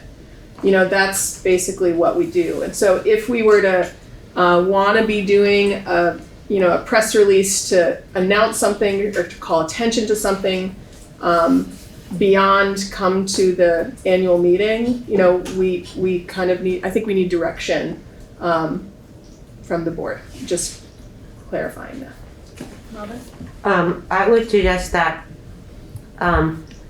if probably like Frank or Mark or together could write something that's just like explains the impact of this action in a few sentences, and then we could share that statement and maybe send it out to everyone in the district also with links to these two documents, so then everyone can like get this like update. We've got a new budget implication here, and we can publicize that. Do that. And I just also want to call out, because it seems like a good time to, in Putney, there was a lot of interest in the school budget at the town meeting, to the extent that the principal and Anne wasn't able to be there for that, but the principal and I are holding a Putney specific info question and answer session on Thursday. And so I do think there's time, in our towns to rally and have a coffee with the school board type moment that's not actually telling people how to vote. It's just doing exactly what Frank and Mark are doing now. It's like opening it up and saying, where do I find that? And if you don't have the answer, you say, I'm going to get back to you. That I think is what we saw there being a need for. So there is time, and that's just, a lot of legwork on the ground in our towns. Any other questions on the budget? Seeing none. Frank, did you have anything else you wanted to share, or? I think that's it. Well, thank you very much for that. And You're welcome. all the work that was done. And Appreciate it, Kelly. Thank you. so, we are at almost 5 of 8. So I'm going to call a 5-minute break. And once we come back, we will start with the regular part of our board meeting. Okay? So 8:04. So apologies to the students who might be online and for the length of time, but we are At Student Matters, are there any students in the Zoom who would like to speak?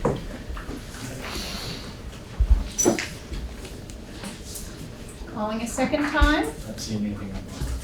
and I'm gonna call it. Okay. Anyone, if they have students who are not here, but they know of them and they have anything that they would like to share, questions, concerns, they can always send them to the board and or superintendent or other member of the administration. Thank you. So we will move on to the administrative report. Mark, I think you had a hiring? I do have a hiring, yep. Want to start with that? Sure. Okay. So I'm pleased to bring forward to the board Patrice Michelle Herman for the position of science teacher at UHS.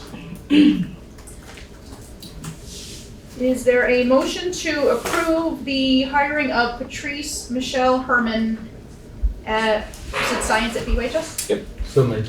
Thank you, Tim. Is there any discussion? I'd like to say we just got the information at 3:30, so not all the board members probably read it. But again, this is the second meeting in a row. What an outstanding person. You had 9 candidates, and this person majored in, her master's major was environmental education, which is critically important. And I noticed that she also was involved in community projects, educating museums, for example, something that we hope that to further connections between our school and the community. And also, I hope that you remind her that the policy committee is going to be taking up the environmental education policy, so she could inform us on that policy. But nice going for. I wish I could say I had anything to do with it, but I know the whole hiring team is very excited. I think it's entirely due to you. Yeah, oh, thanks. I'll tell Tracy tomorrow. And can I just put in a plug? The next policy meeting is March 26th at 2 o'clock. And we have, what's it, E14? Yeah. Which is the environmental policy on the agenda. So, no pressure. Tell me that date again, March. March 26th, Okay. Tuesday, 2 o'clock, 2 to 4, central office. Okay. And we will discuss that policy at the convenience of any guest who comes. Great. Thank you. Give a couple other brief updates. We have to vote. All those in favor of the motion to hire Patrice Michelle Herman, please signify by saying aye. Aye. Any opposed? Any opposed or abstentions? Okay, all right, thank you. Thank you. So I'll just give some brief updates. Due to Kelly's wisdom, I did have a presentation plan, but I'm glad we nixed to that at the last second. We'd be here all night, so. Kelly, thanks for that suggestion. So just briefly, we had a whole school district professional development day on Monday, held right here on this campus. We started the morning in the auditorium, all teachers, all paraeducators. And it's the first time we've had a meeting like that with the entire school system in one place since prior to COVID. So it's a really kind of a monumental feeling, and there was a lot of good vibes in the audience. We did some opening remarks, an overview of the day, and essentially the way the curriculum office structured this PD day was through distributed leadership. A number of teachers within our school district offered up numerous workshops throughout the morning and then the afternoon that those of us who didn't offer a workshop signed up for. And it was a great day of learning. I know I personally attended an artificial intelligence workshop with a 6th grade teacher from Academy School, which was just fabulous. I learned so much. And then attended a pre-K workshop with Brandy and Carrie, who ran that, which again was great, given the fact that we are looking to expand our pre-K options at Canal Street. So just a really nice day to get everybody together, and then the the organization of Bryn Tucker and Paul Smith to pull everything together was just high class. Really love that. It was really brilliant. Polly, you're the one in the room, you take credit. That's what we're doing tonight. Just a couple other updates. We are preparing for grade level meetings, grades K through 8, coming up in the next couple of weeks. All of our schools are getting ready to host some kindergarten nights and begin to transition our future 5-year-old to our kindergarten cohort next year. So that's always an exciting time to be welcoming our new families to our schools. And the VT cap, which was referenced earlier today, that assessment window actually opened up yesterday. So that assessment window is typically open for a couple of months, but all of our students will be participating in the VT cap over the next couple of months. At the end of March, parent-teacher conferences, March 22nd and the 25th. And then lastly, I just wanted to highlight again, I've done this before, but our Grow Our Own program has officially been launched. We have 5 candidates that have been selected for our first cohort. And these are paraeducators who we are supporting financially and through guidance to attain their teaching certificates over the next couple of years.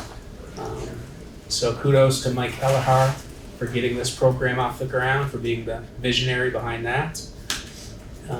The goal for us is each consecutive year we'll add a 5-person cohort. So next year we'll have 10 paraeducators working towards the license. The year after that we'll have 15, and then we'll be graduating a cohort. So really excited about that. We've talked a lot about the difficulty in hiring and lack of candidate pools. I think this is a great way to build from within. And also, former teacher who's retired, Deb Heller, will be providing, we've retained her to provide guidance for this first cohort in terms of identifying what are the programs that fit your need or fit your goals, and how quick do you want to do this, or what's the long game? Can I ask a question about the Grow Your Own program? Yep. Did you have, so it was, I saw that in your school report and that was really exciting to see. Yeah. Were there more than 5 applicants, or are those, so? I think there were 9 applicants. So we created a committee, a central office. We did kind of a resume review and identified the top 5 in our communication with the folks who weren't part of the first cohort. We looked at other pathways where we could assist them in getting their journey started, and then obviously encourage them to apply first thing next year and hopefully get preference. Great. Yeah. I have That's a quick question. Sure. So I saw that the panorama survey was completed February 27th at the high school, is that correct? It was not completed at the high school. Because of the loss of our student, we put it off, Oh. and we're actually doing it tomorrow. Oh, okay. Then how soon after do we get the results? As soon as we close the survey, we would have the results. It doesn't take any processing time. Okay. And that would be, I think the current understanding is that will be on Friday. Okay, and then just a quick question. I saw that Mr. McCluich was hired for principal mentoring. I saw that in David, let's see, what's his name? Melnick? Here it is. Yeah, Dave, MCLUICH. Not sure what that Oh. is. It was listed on the, if not the board report, then a warrant. I was just wondering what kind of principal mentoring it was. We'll have to look further into that. I'll If you email could you. maybe email me the name. Okay. Yeah. It was I haven't got the amount, but okay. Robin?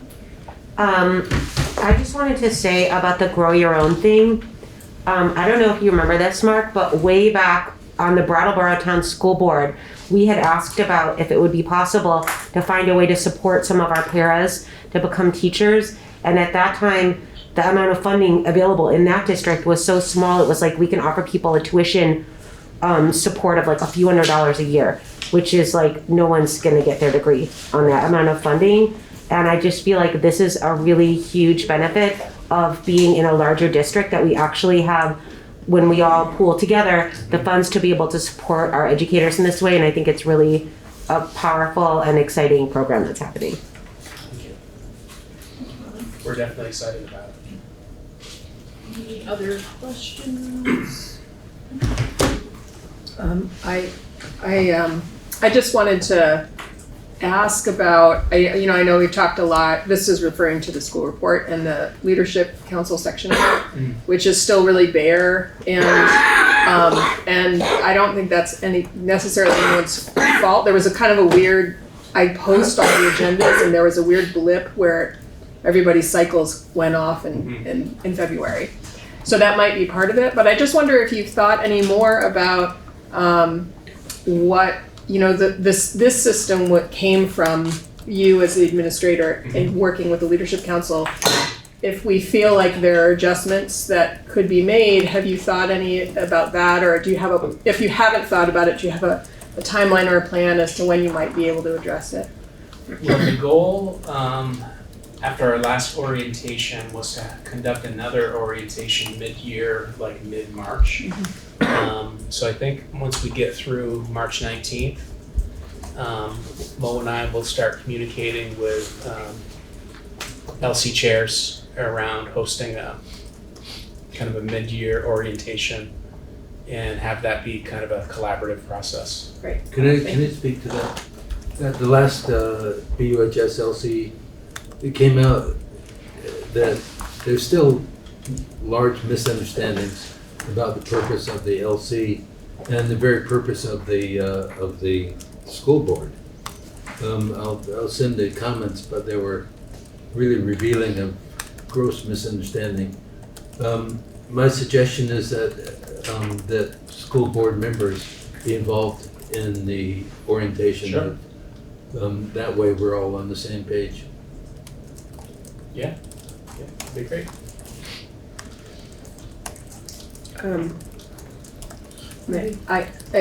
Having been to one of those when I wasn't on this board, I think there's a lot of value to actually not having the school board in the room for that. I think that there's a certain level of candid conversation, and we're working on repairing relationships, I think, between the school and the board. That's how I see it.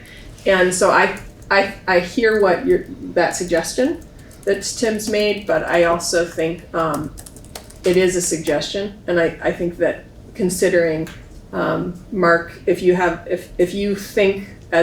see what I see, which is I think that there might be a good idea to have space that's really just the leadership councils, I think that's okay too. That's my personal perspective.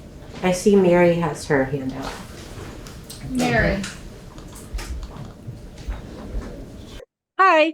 I don't know. I had an idea, and I'm not sure this is the time to talk about leadership councils. Is it okay to share an idea?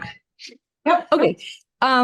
So we talked about this at the last Oak Grove Leadership Council meeting, and this perhaps is a solution for Brattleboro. We talked a little bit about how when the Act 46 happened and we merged, the purpose was really so that towns had a voice at the collective board. And one of the things I was thinking about, as I have struggled to find people to attend my meetings regularly, and I think that has happened in other schools in Brattleboro, I was wondering, and then I brought this up to my leadership council, would it be appropriate or maybe impactful to have a Brattleboro town leadership council that met not necessarily every month, we could still have our school meetings, but where we could talk about things that are impacting Brattleboro town as we used to do when there was a Brattleboro town board, just like Dummerston gets to have that time in Dummerston and Putney does that in Putney. But the three of us don't get that opportunity really anymore, except at kindergarten information night. I didn't get to talk to Kate or Kelly about this, but I did bring it up at my leadership council meeting where it was Eva was there and we had one other member from our community, and we just thought it might be an opportunity to band together and be able to engage more people, and perhaps we would be able to collectively increase the amount of participation and impact on our schools and the community. So it was just an idea that I thought perhaps we could think about. This, I think, is worthy of a separate topic for a future board meeting. I would hope that we would have a discussion of it before Mark meets with the chairs of the Leadership Council. I think we have a lot to discuss about the Leadership Council within the board. Robin? I would actually suggest that that topic be discussed by the 3 Brat Elementary leadership councils first before the board has a discussion about it, so that they can have input into whether or not they want to do that and how they want to do it. Eva? I just wanted to say that I support Mary's idea. I thought it was a fantastic idea. And I think it's at the beginning stages, so it obviously has to be worked out. But I think what's really exciting about the idea is that you'd have board members all being in one room, and then all the schools coming together, and then we'd be able to kind of hear a little bit more than just the leadership council updates. So I thought it was a great idea. Ruby? I think that I agree. I think this would be a good topic for future discussion, and possibly people talking amongst themselves before that. But I just wanted to, Mary said something that I wanted to call out, because she said, that the purpose of the leadership councils is to have a voice to the boards, and I wanted to share a slightly different framing and perspective that comes from the Putney Central School Leadership Council, which when at the beginning of every year when we look at the policy and talk about what our priorities are, the thing that always bubbles to the top is communicating our own our school and our town, our community values to the board, and making sure our community values are represented in the budget. And that's different than having a voice to the board. And so I think that the work that happens with Mark, these the multiple retreats in a year, and trying to elevate, like, what is a leadership council? What's the distinction between a leadership council and any other community engagement is really critically important. But I don't know, the concern I would have about grouping all of the schools together. Maybe, I don't live in Brattleboro, so maybe all of the schools together collectively think of themselves as Brattleboro, and that's the community values are Brattleboro, so it totally makes sense. But I think there's also value to thinking about, what values does Oak Grove have versus what Academy has. They might be slightly different in terms of the community members who show up and represent there. So that's just something to consider in terms of reframing how we think about it and being clear about what are all of our expectations around these leadership councils. Lot to consider. I think, what I'm getting from Mary is thinking back to pre-merger. Outlying towns had their individual school boards where they had regular meetings talking about their school communities. What was in place in Brattleboro was a Brattleboro Town School Board.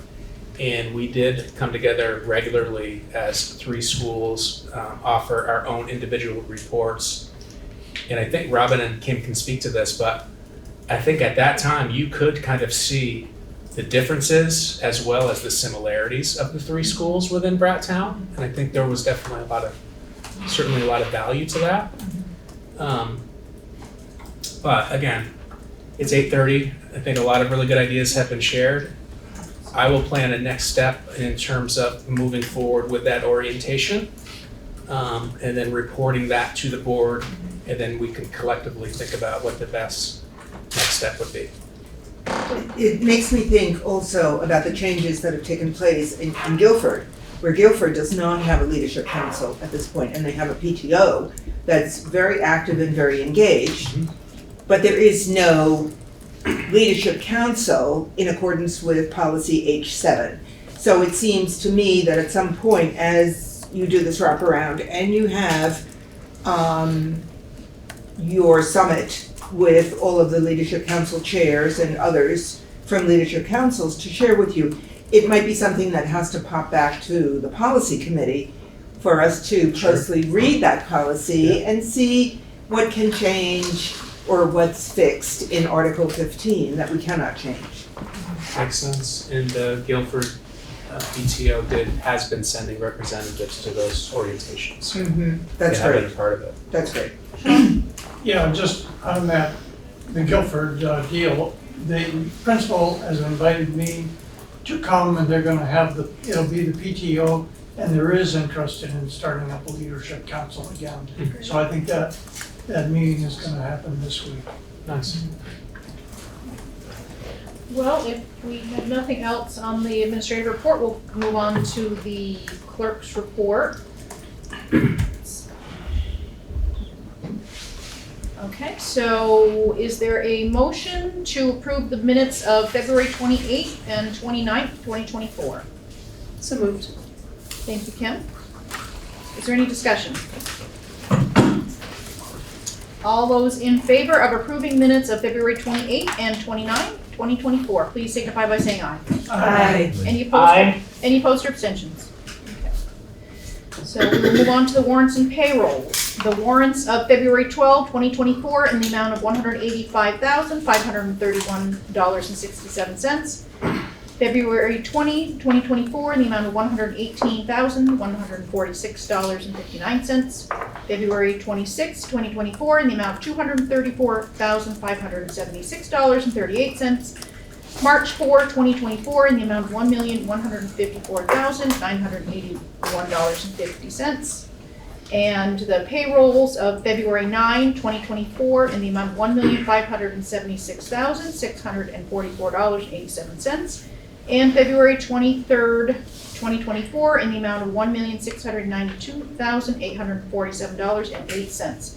Is there a motion to approve the warrants and the payroll? So moved. Thank you, Sean. Any discussion? All those in favor of approving the warrants and payrolls, please signify by saying aye. Aye. Aye. Any opposed or abstentions? Okay. So now we will move on to public comment on non-agenda items for 10 minutes. Anyone making a comment can expect a response that falls into one of the following categories. Receive an acknowledgement of the comment with no further action planned. Receive an immediate response by the board chair or administration. Administration will be directed to contact and respond to the person. Clarification sought from the administration for a specified meeting. The topic would be added to a specified future board agenda. The matter would be referred to an executive session. A public hearing would be held on the matter. Is there anyone in the public who would like to make a comment in public comment on agenda items? We have Christina. Christina Naylor.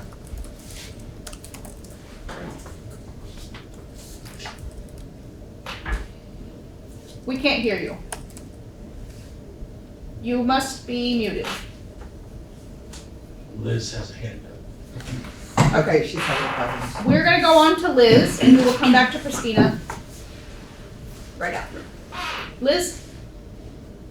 Yeah, I think there's a huge misunderstanding within the public about how much work goes into being a board member, and all the work that is done in committees, et cetera.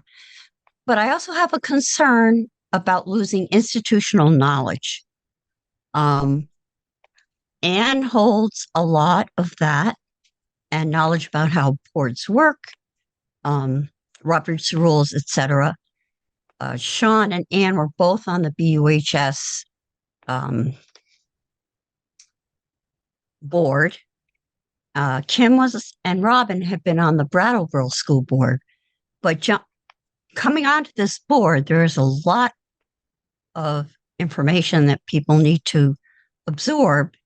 And I have a lot of concern about too much turnover on this board. It's not an easy job. It involves a lot of time. It involves a lot of knowledge. So that is my concern with them currently. And with the merged district, I think it is even more important that we don't have continuous turnover on this board. So I just wanted to point that out to the public. And I would also like to thank Kelly, who has been a great chair. And as she was during my last year on the board, and she was also on the SU board at that time. And she always brought a really fair-minded view and was considerate and thoughtful and about how she spoke. And I'm sad to see you go, Kelly. So thank you for all your hard work on the board and for all our kids, knowing that, you work full-time, you have a family, and yet you took this on. And it takes more than 1 year to really, I think, wrap your head around being the chair of this board. So much gratitude, Kelly. Thank you. Appreciate it. So I'm gonna ask if, is there anyone else from the public with comment on non-agenda items not having to do with board membership as it currently is changing? So is there anyone in the public? Again. So I'm not seeing anyone, so for the moment, just to ease transitions, I'm going to assume the role of board chair for the next 5 minutes or so, with your permission, Kelly? Okay, thank you. And I'm doing this in acknowledgement of exactly what Liz is talking about, the changes that are taking place to the board, one being the departure of Robin Morgan, and the other being the departure of Kelly Young. So I would like to open this up for comments, perhaps directed at Robin Morgan first, please. Can I go? Oh, absolutely. And I'm just going to move into a different position because I can't see people. So, Ruby, yes. Well, I have so appreciated this first year being on the board. Robin has an energy that I've always really loved. I've told Robin this, that during the merger when I was like hawking all the meetings and watching everything, I kind of started to feel like I knew Robin, and then I didn't know Robin really. And then the pandemic happened, and then she was like singing to my kids, and then I was like knowing her and her kids. And then I've gotten to know you more as you've been on the board, and I've sat in this seat. And so I'm gonna miss you a lot, and not just your fantastic minutes and your summaries and your presence, on the communications council and things like that, but I just think I've just appreciated your voice a lot, so thank you. Thanks, Ruby. Kim? I had the pleasure of working with you again, but I truly have enjoyed all of the years that we've worked together on the school board together. I've enjoyed watching your children grow up.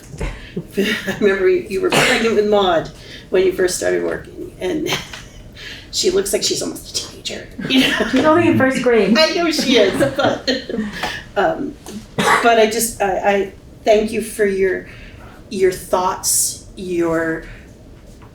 what you make us all think when you speak on all different topics, and you make us reconsider our thoughts with what you present to us. And I just want to thank you for that.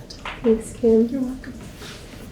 Sean? Yeah, I would like to just say, I've never seen or met anybody that can take a meeting as it goes along, transcribe it, and then be able to regurgitate it. And, 5 meetings later, well, we said this and we said this, so it's an incredible skill. So thank you, Robin. Thanks, John. I certainly agree, and thank you, Robin, for your determination, your thoughtfulness, and especially for your probing questions. The district has benefited from your voice as a board member, and we know that in the future you will continue to provide that guidance as a community member. I sure will. Thank you. No silencing, Robin. And Robin and I chatted today, and she knows how much I really appreciated the wisdom that she brought to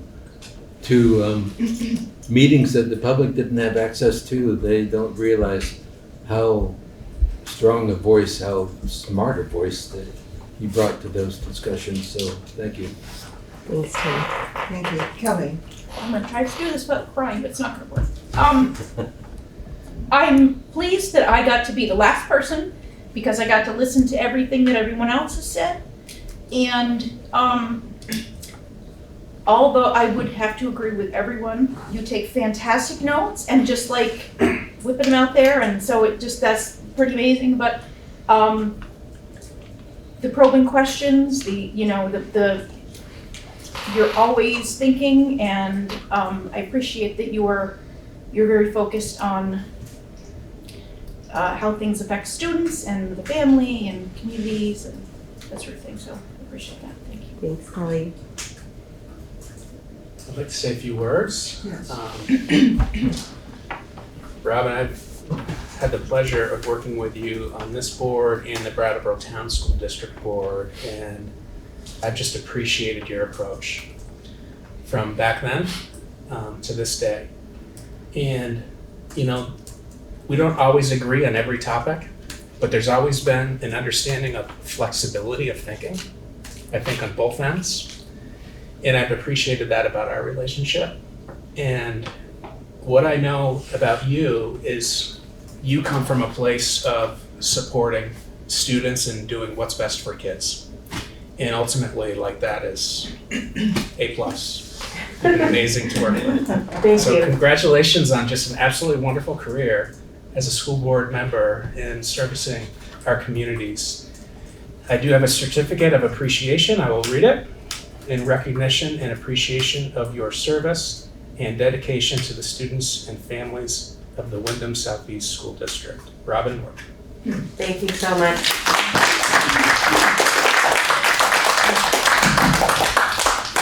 I didn't know I was going to be getting a grade at this, but Thank you. Thank you so much. I think you should ask for college credit too. Just in case it comes in handy. Okay, I will keep that in mind, Nancy. So at this point, let's shift gears slightly and let's offer some comments perhaps about Kelly Young, or perhaps no comments at all. We'll see. We'll see. I would like to Would you like to begin? begin. You would like, okay, Tim. So, when Kelly Young accepted the unenviable job of heading the school board in March of 2022, none of us could have predicted the tremendous challenges ahead. Yet through it all, Kelly has kept our focus on a single moral imperative: the welfare, safety, and education of all children in the district. Kelly took the helm at a time when, quite frankly, the district was facing a bit of internal strife. But she prevailed and pulled us together to the point now where we're functioning pretty well as a team that is working better than ever in concert with the superintendent, administration for the good of our students. It hasn't been easy. As the voice of the board, she's received more than her fair share of criticism for reports on the investigation. A lesser person might have been tempted to remind others that she was merely speaking for the will of the board, but that is not Kelly Young. Being able to accept criticism without being personally offended, without blaming others, is one of the most telling signs of a strong leader, which Kelly has been and for which she deserves our gratitude. I also want to acknowledge her incredible hard work. The time to solicit input from board members on agenda items, to respond to serious queries from members of the public, to meet with her leadership team to prepare for meetings on complex issues, is something few folks outside the board can fully appreciate. And she did this job while also working full-time on a regular job and taking care of her own family. This is why it was not unusual for her to respond to emails at midnight or 6 o'clock in the morning, why it was not unusual for her to grab a fast food burger just before long meetings that would sometimes end after 10 p.m. So now, after 6 years of service on the board and 2 years as our indomitable chair, Kelly can leave knowing that the board is in better shape than ever and that our schools and our students are better served because of her selfless dedication, strength of character, and crazy hard work ethic. Thank you, Kelly. Now you can enjoy fast burgers at leisure with your family and make more trips to visit your new grandson, Arthur, formerly known as Henry. I will miss you if I'm reelected. I will miss you on the board, but as with other former members, trust that our friendship will long continue. Yes, go ahead, Matt. That's a tough act to follow, but Kelly, I want to say thank you so much. Although my initial path to the board was not a traditional one, I will never forget the warmth and kindness that you showed me and shepherded me into this seat, and I promise to carry that forward with any new board members. Your kindness and wisdom that you gave to the best of my ability, I'll carry that spirit forward. So best wishes to you in your new endeavors, and thank you again so much for everything you did for me and for this board. I'm gonna call on Eva. Yes. Mm-hmm. Eva? Can you hear me okay? Yes. Sorry, I'm just taking a moment. I want to thank you, Kelly, for taking really being our pillar and being grounded. I feel like without you, this year we would not have been grounded. And I always felt like you were a base to come back to and be grounded and be heard and be able to continue on the board. You have been so kind and so decent. And whenever I've had an issue or a concern, you have listened and I have felt valued as a board member. I have not felt with you that my voice didn't count or I was any less than any other board member, that I had a voice like anybody else and I deserve to be heard. And you made it imperative that I saw that. So I would like to thank you for you being able to see us and see us as human beings and see us as people who are, volunteering really to do to give back to our community. So I thank you. Sean? Yeah, I would sort of like to continue with what you had just said. And the one thing that I've noticed is you have a desire to be kind and to hear everybody. And so it's been a very difficult time, but I think your desire to be kind, to listen, and to hear is definitely evident always. So I'd like to make, Robin. I just have one more. I just want to highlight one element of Tim's excellent speech, which I agreed with all of. But one thing that really looms large for me about what you said, Tim, is that the board is in a better place now than it was 2 years ago. And when I came onto this board, it felt like a really chaotic moment. And the way that you have sort of guided this ship back to a place of like collaboration and functionality and like a positive relationship both among the board and with our administrators, and has been really impressive to see. And I think that is it speaks very loudly about your leadership and the skill and care that you put into your work. So I really admire that. So I'd also like to make a few comments. Kelly Young has guided us through tumultuous times.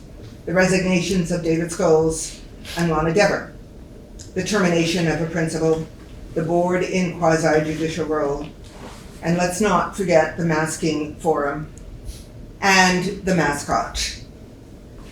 Along the way, Kelly inherited the investigation of allegations of sexual abuse. This listing is in random order, but nothing about our work on the school board is ever random. She has been a pillar of strength during numerous executive sessions and the subsequent public, intense questioning of those executive sessions, which must remain confidential. Kelly has been an exceptional role model.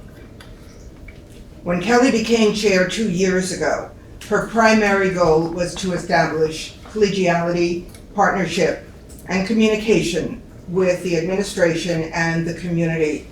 I have borrowed your words, Kelly. She has worked to change the tone of board meetings.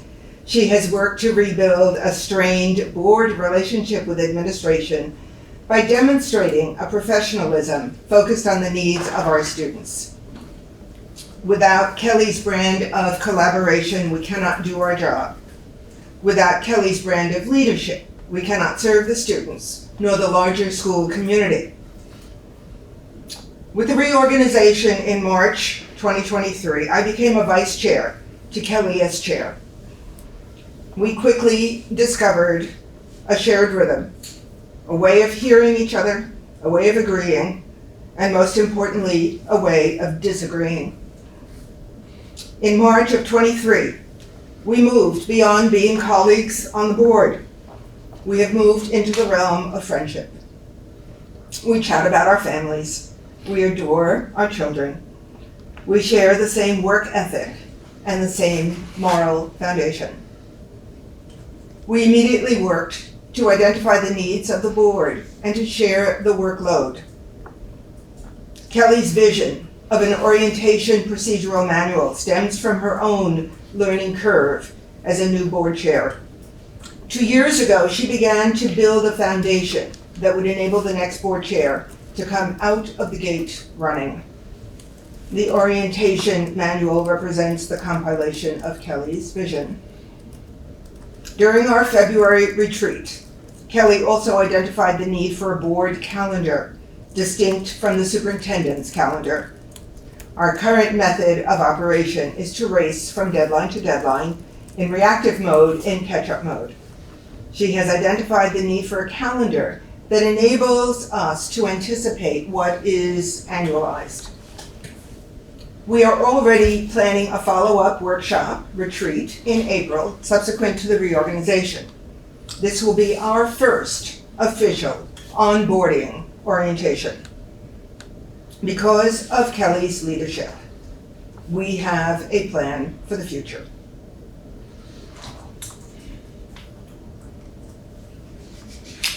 All right, well, Kelly, it's my honor to present to you a certificate of appreciation. And before I read it, I can't top those speeches, but I'll just say, I know what you've been through as board chair. I know what this board has been through and the administration has been through. And I appreciate your leadership, your openness. your willingness to build systems of communication to keep us on the same page. And I think that has been a really pivotal moment in the development of the board and the admin relationship. And I know how many hours you work and how much time and effort you've put into this and how much you care about the school district and the students, most important. So thank you for your unwavering service to our community. And in recognition and appreciation of your service and dedication to the students and families of the Windham Southeast School District, I'm pleased to present this certificate to Kelly Young.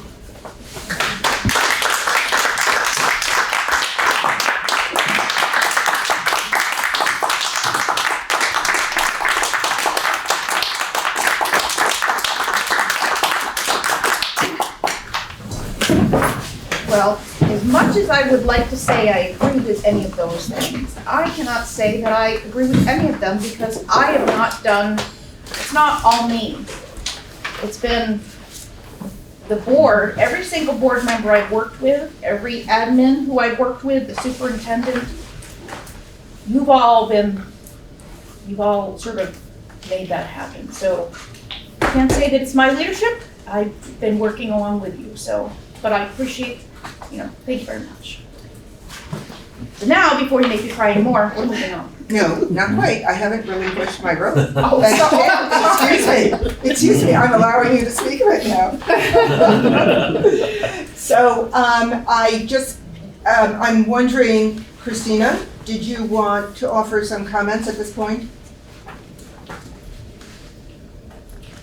Yes, I would love to. Thank you. I had technical difficulties before. So I guess I just want to take this minute to acknowledge the great work Kelly has done as chair, and I had the pleasure of serving with her as well. And few of us understand what a task it is to be chair of this merged board.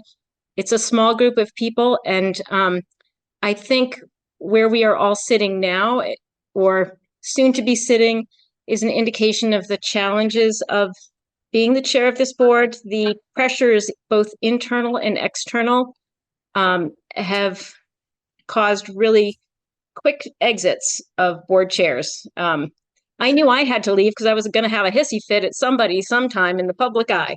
And so I wisely resigned before that happened. But Kelly has been chair for 2 years and never done that. So my hat's off to you, Kelly. You're a far better woman than I. But as the board considers the next person to take this seat, I think considering all the responsibilities that land on the chair and the level of time commitment that someone has to give, which, it was 30 hours a week for me. It was calls at all hours from the superintendent when there was an emergency. So that board chair is the face of emergencies in the school. And then the ability that Kelly has, like no one else, to represent the opinions of the board, even when she does not share them, as fully and wholly, and to make sure that everybody at the table has a place to speak, is really incredible. So going forward to the organizational meeting, I guess my advice to the board is, and think about if you are up for this task, and if not, who is? And if you are not up for this task, how you can support the chair so that we could have some more continuity of leadership, because there's nothing better than having a former chair around. I mean, apparently we don't ever leave, but as I indicate, but it's really helpful in those executive sessions to have people who have that continuity and understanding of the history and things that have happened in the past. So thank you. Thank you, Kelly. And I just want to say a quick thank you to Robin Morgan. You're a rock star. You make smart people look really good. You say things so well. My hat's off to you. I want to be more like Robin Morgan when I explain things, and that's my goal. Thank you, Christina. So if there's no objection, I will very quickly relieve myself of this. Kelly, it's on you. You are chair. Okay, thank you, everyone. I'm going to quickly move on. to new business, policy and amendment. I'm gonna move back to Deborah. Policy and amendment. We have, I think it's 6 policies to present for a first reading. The first one is E6, emergency closings, followed by E7, safety and security of school facilities, followed by E8, tobacco/nicotine prohibition, F12, transportation, G14, animal dissection, and G15, Title I comparability policy. Though these are all being presented for a first reading, please take a look at them online, and any questions. Again, the revised policy is attached to the agenda for this meeting. The policy that exists is on the website, so it's important to do that compare and contrast. Thank you. So any discussion before we move on to? Seeing none, we are going to move on to unfinished business and back to Deborah. Presenting 3 policies for a second reading. The first one being F22, student assessment, G1, curriculum development and coordination, and H2, family engagement policy, formerly known as parental involvement. So these 3 are presented for a second reading. And if there's no objection at the next board meeting, they will be presented for readoption. Okay, and then on to B. And so the Policy and Amendment Committee is presenting, this is a motion for readoption, G8, Continuous Improvement Plan. Is there any discussion?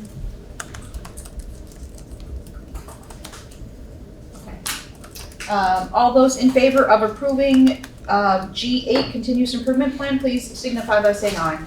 Aye. Aye. Any opposed or abstentions? Okay. that's May I add a word about that? G8 is an important policy, and new and existing board members should really look at it. There's some differences in it. It really gives us direction to work with the administration in setting goals for the district. So setting goals for the district is a pretty important task. Okay, thank you, Tim. We'll move on to board matters training, leadership council updates. We had a little bit of conversation about leadership councils earlier, but anyone have any updates they want to share? Robin? The BAM's leadership council met last week, and there was a lengthy discussion about how the school and staff works to support students and their social, emotional, and behavioral needs. And it was recorded, so the video, so. Oh yeah, I forgot, I'm not the board member. That's all right, Robin. It was recorded so everybody can watch it as well, which they purposely did. And is that so that will be on the website? I think that's what Keith was doing. Yes. Okay. You actually have to formally ask for it to be posted. Let me see if it's on there. Yeah. It's not going to be done automatically. Yeah, Keith was supposed to be taking care of all right. of that, so, but I'll follow up with him to make sure he has done that. Right.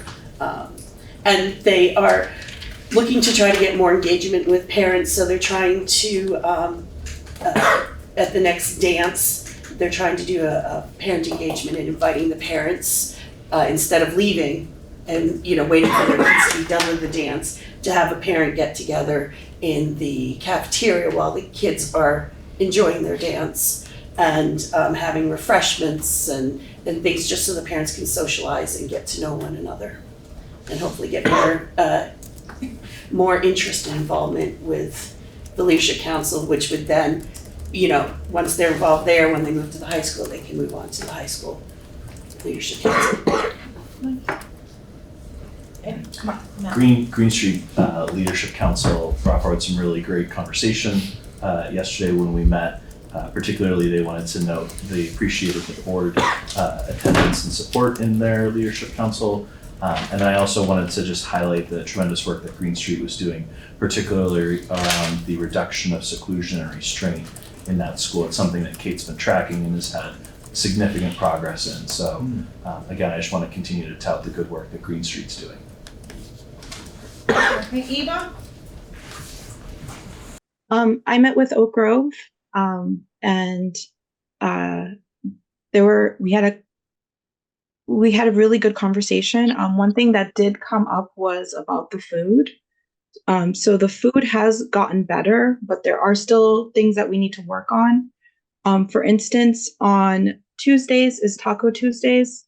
Now this is coming from parents, just so you know. So Taco Tuesdays, the food is very abundant. It's not to say that it's too much food, but there's so much food that it does take a little bit of time for the kids to go through.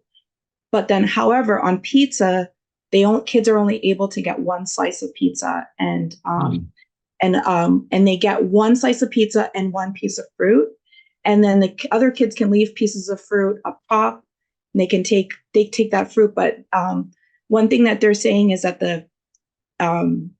they'd like to have 2 slices of pizza.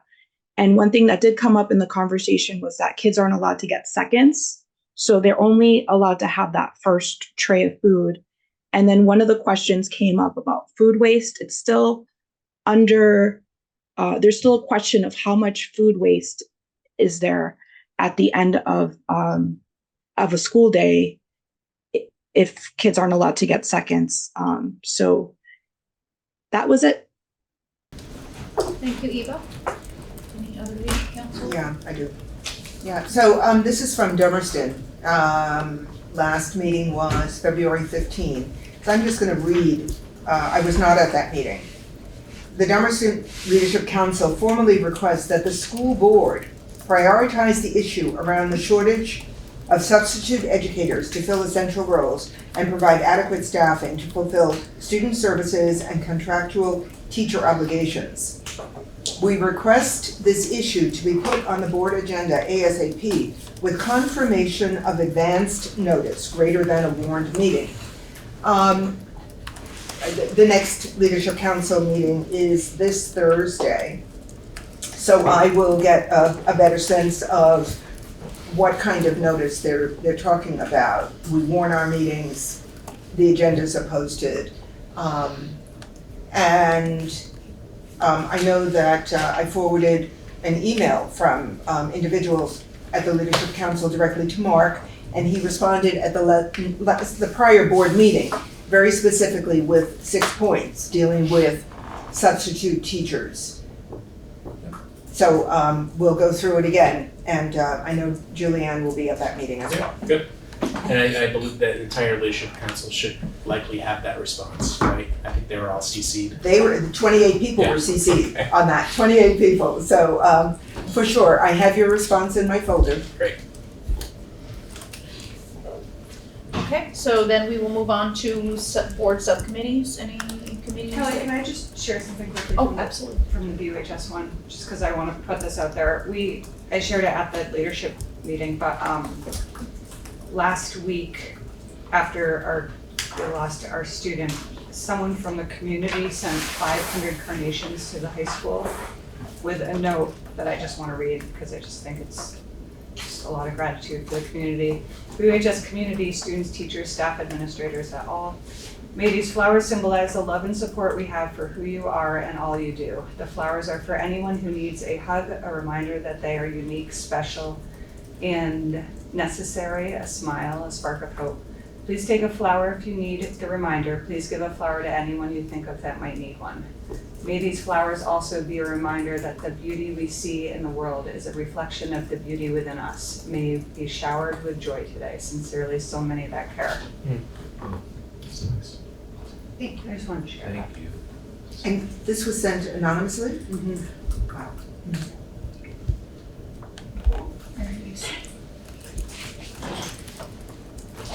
Any board subcommittees? Sean. Well, just so we're sort of getting towards the end of the finance subcommittee, and I would just like to recognize the work that Mark and Frank have done tirelessly and with such dedication and communication and collaboration with all the leadership team throughout the district. I think it's remarkable, and I think we're so lucky as a board to have that guidance. Thank you, Sean. Thank you for that reminder, Sean, and thank you to Mark and to Frank for all the stuff that you do in addition to the everyday stuff. You're still doing the financial stuff and keeping tabs on that and the communicating with all the rest of the administration. Thank you. Anyone else before we go into, okay. So I did send everyone an email, so you are aware of what the executive sessions are on, but I will detail it. So, is there a motion to find that premature general public knowledge would clearly place the public body or person involved at a substantial disadvantage, with the understanding that a motion would be made for to go into executive session under 1 VSA 313A1F, confidential attorney-client communications made for the purpose of providing professional legal services to the body, and inviting in Attorney John Kleisch. I so moved. And I would also just like to request that we could tweak our process a little bit, that as we're making each of these findings, instead of first making a finding and then, going into the executive session, if before we make the finding, if we could just briefly speak to what is this session for in a way that doesn't violate the confidentiality of the session. Sure. This is in regards to the Steve Perrin versus the WSESD board lawsuit. Thank you, Kelly. So a motion has been made for the finding. Is there any further discussion? All those in favor of the finding, please signify by saying aye. Aye. Any opposed or abstentions? Any opposed or abstentions? Okay. So I ask if there is a motion to go into executive session under 1 VSA 313A1F, confidential attorney-client communications made for the purpose of providing professional legal services to the body, and inviting in Mark Spino and Attorney John Kleisch. So moved. Thank you, Kim. Any discussion? All those in favor of entering executive session as indicated, please signify by saying aye. Aye. Inviting. Any further abstentions? Okay. We are in executive session at 9:06. Will there be There will be no action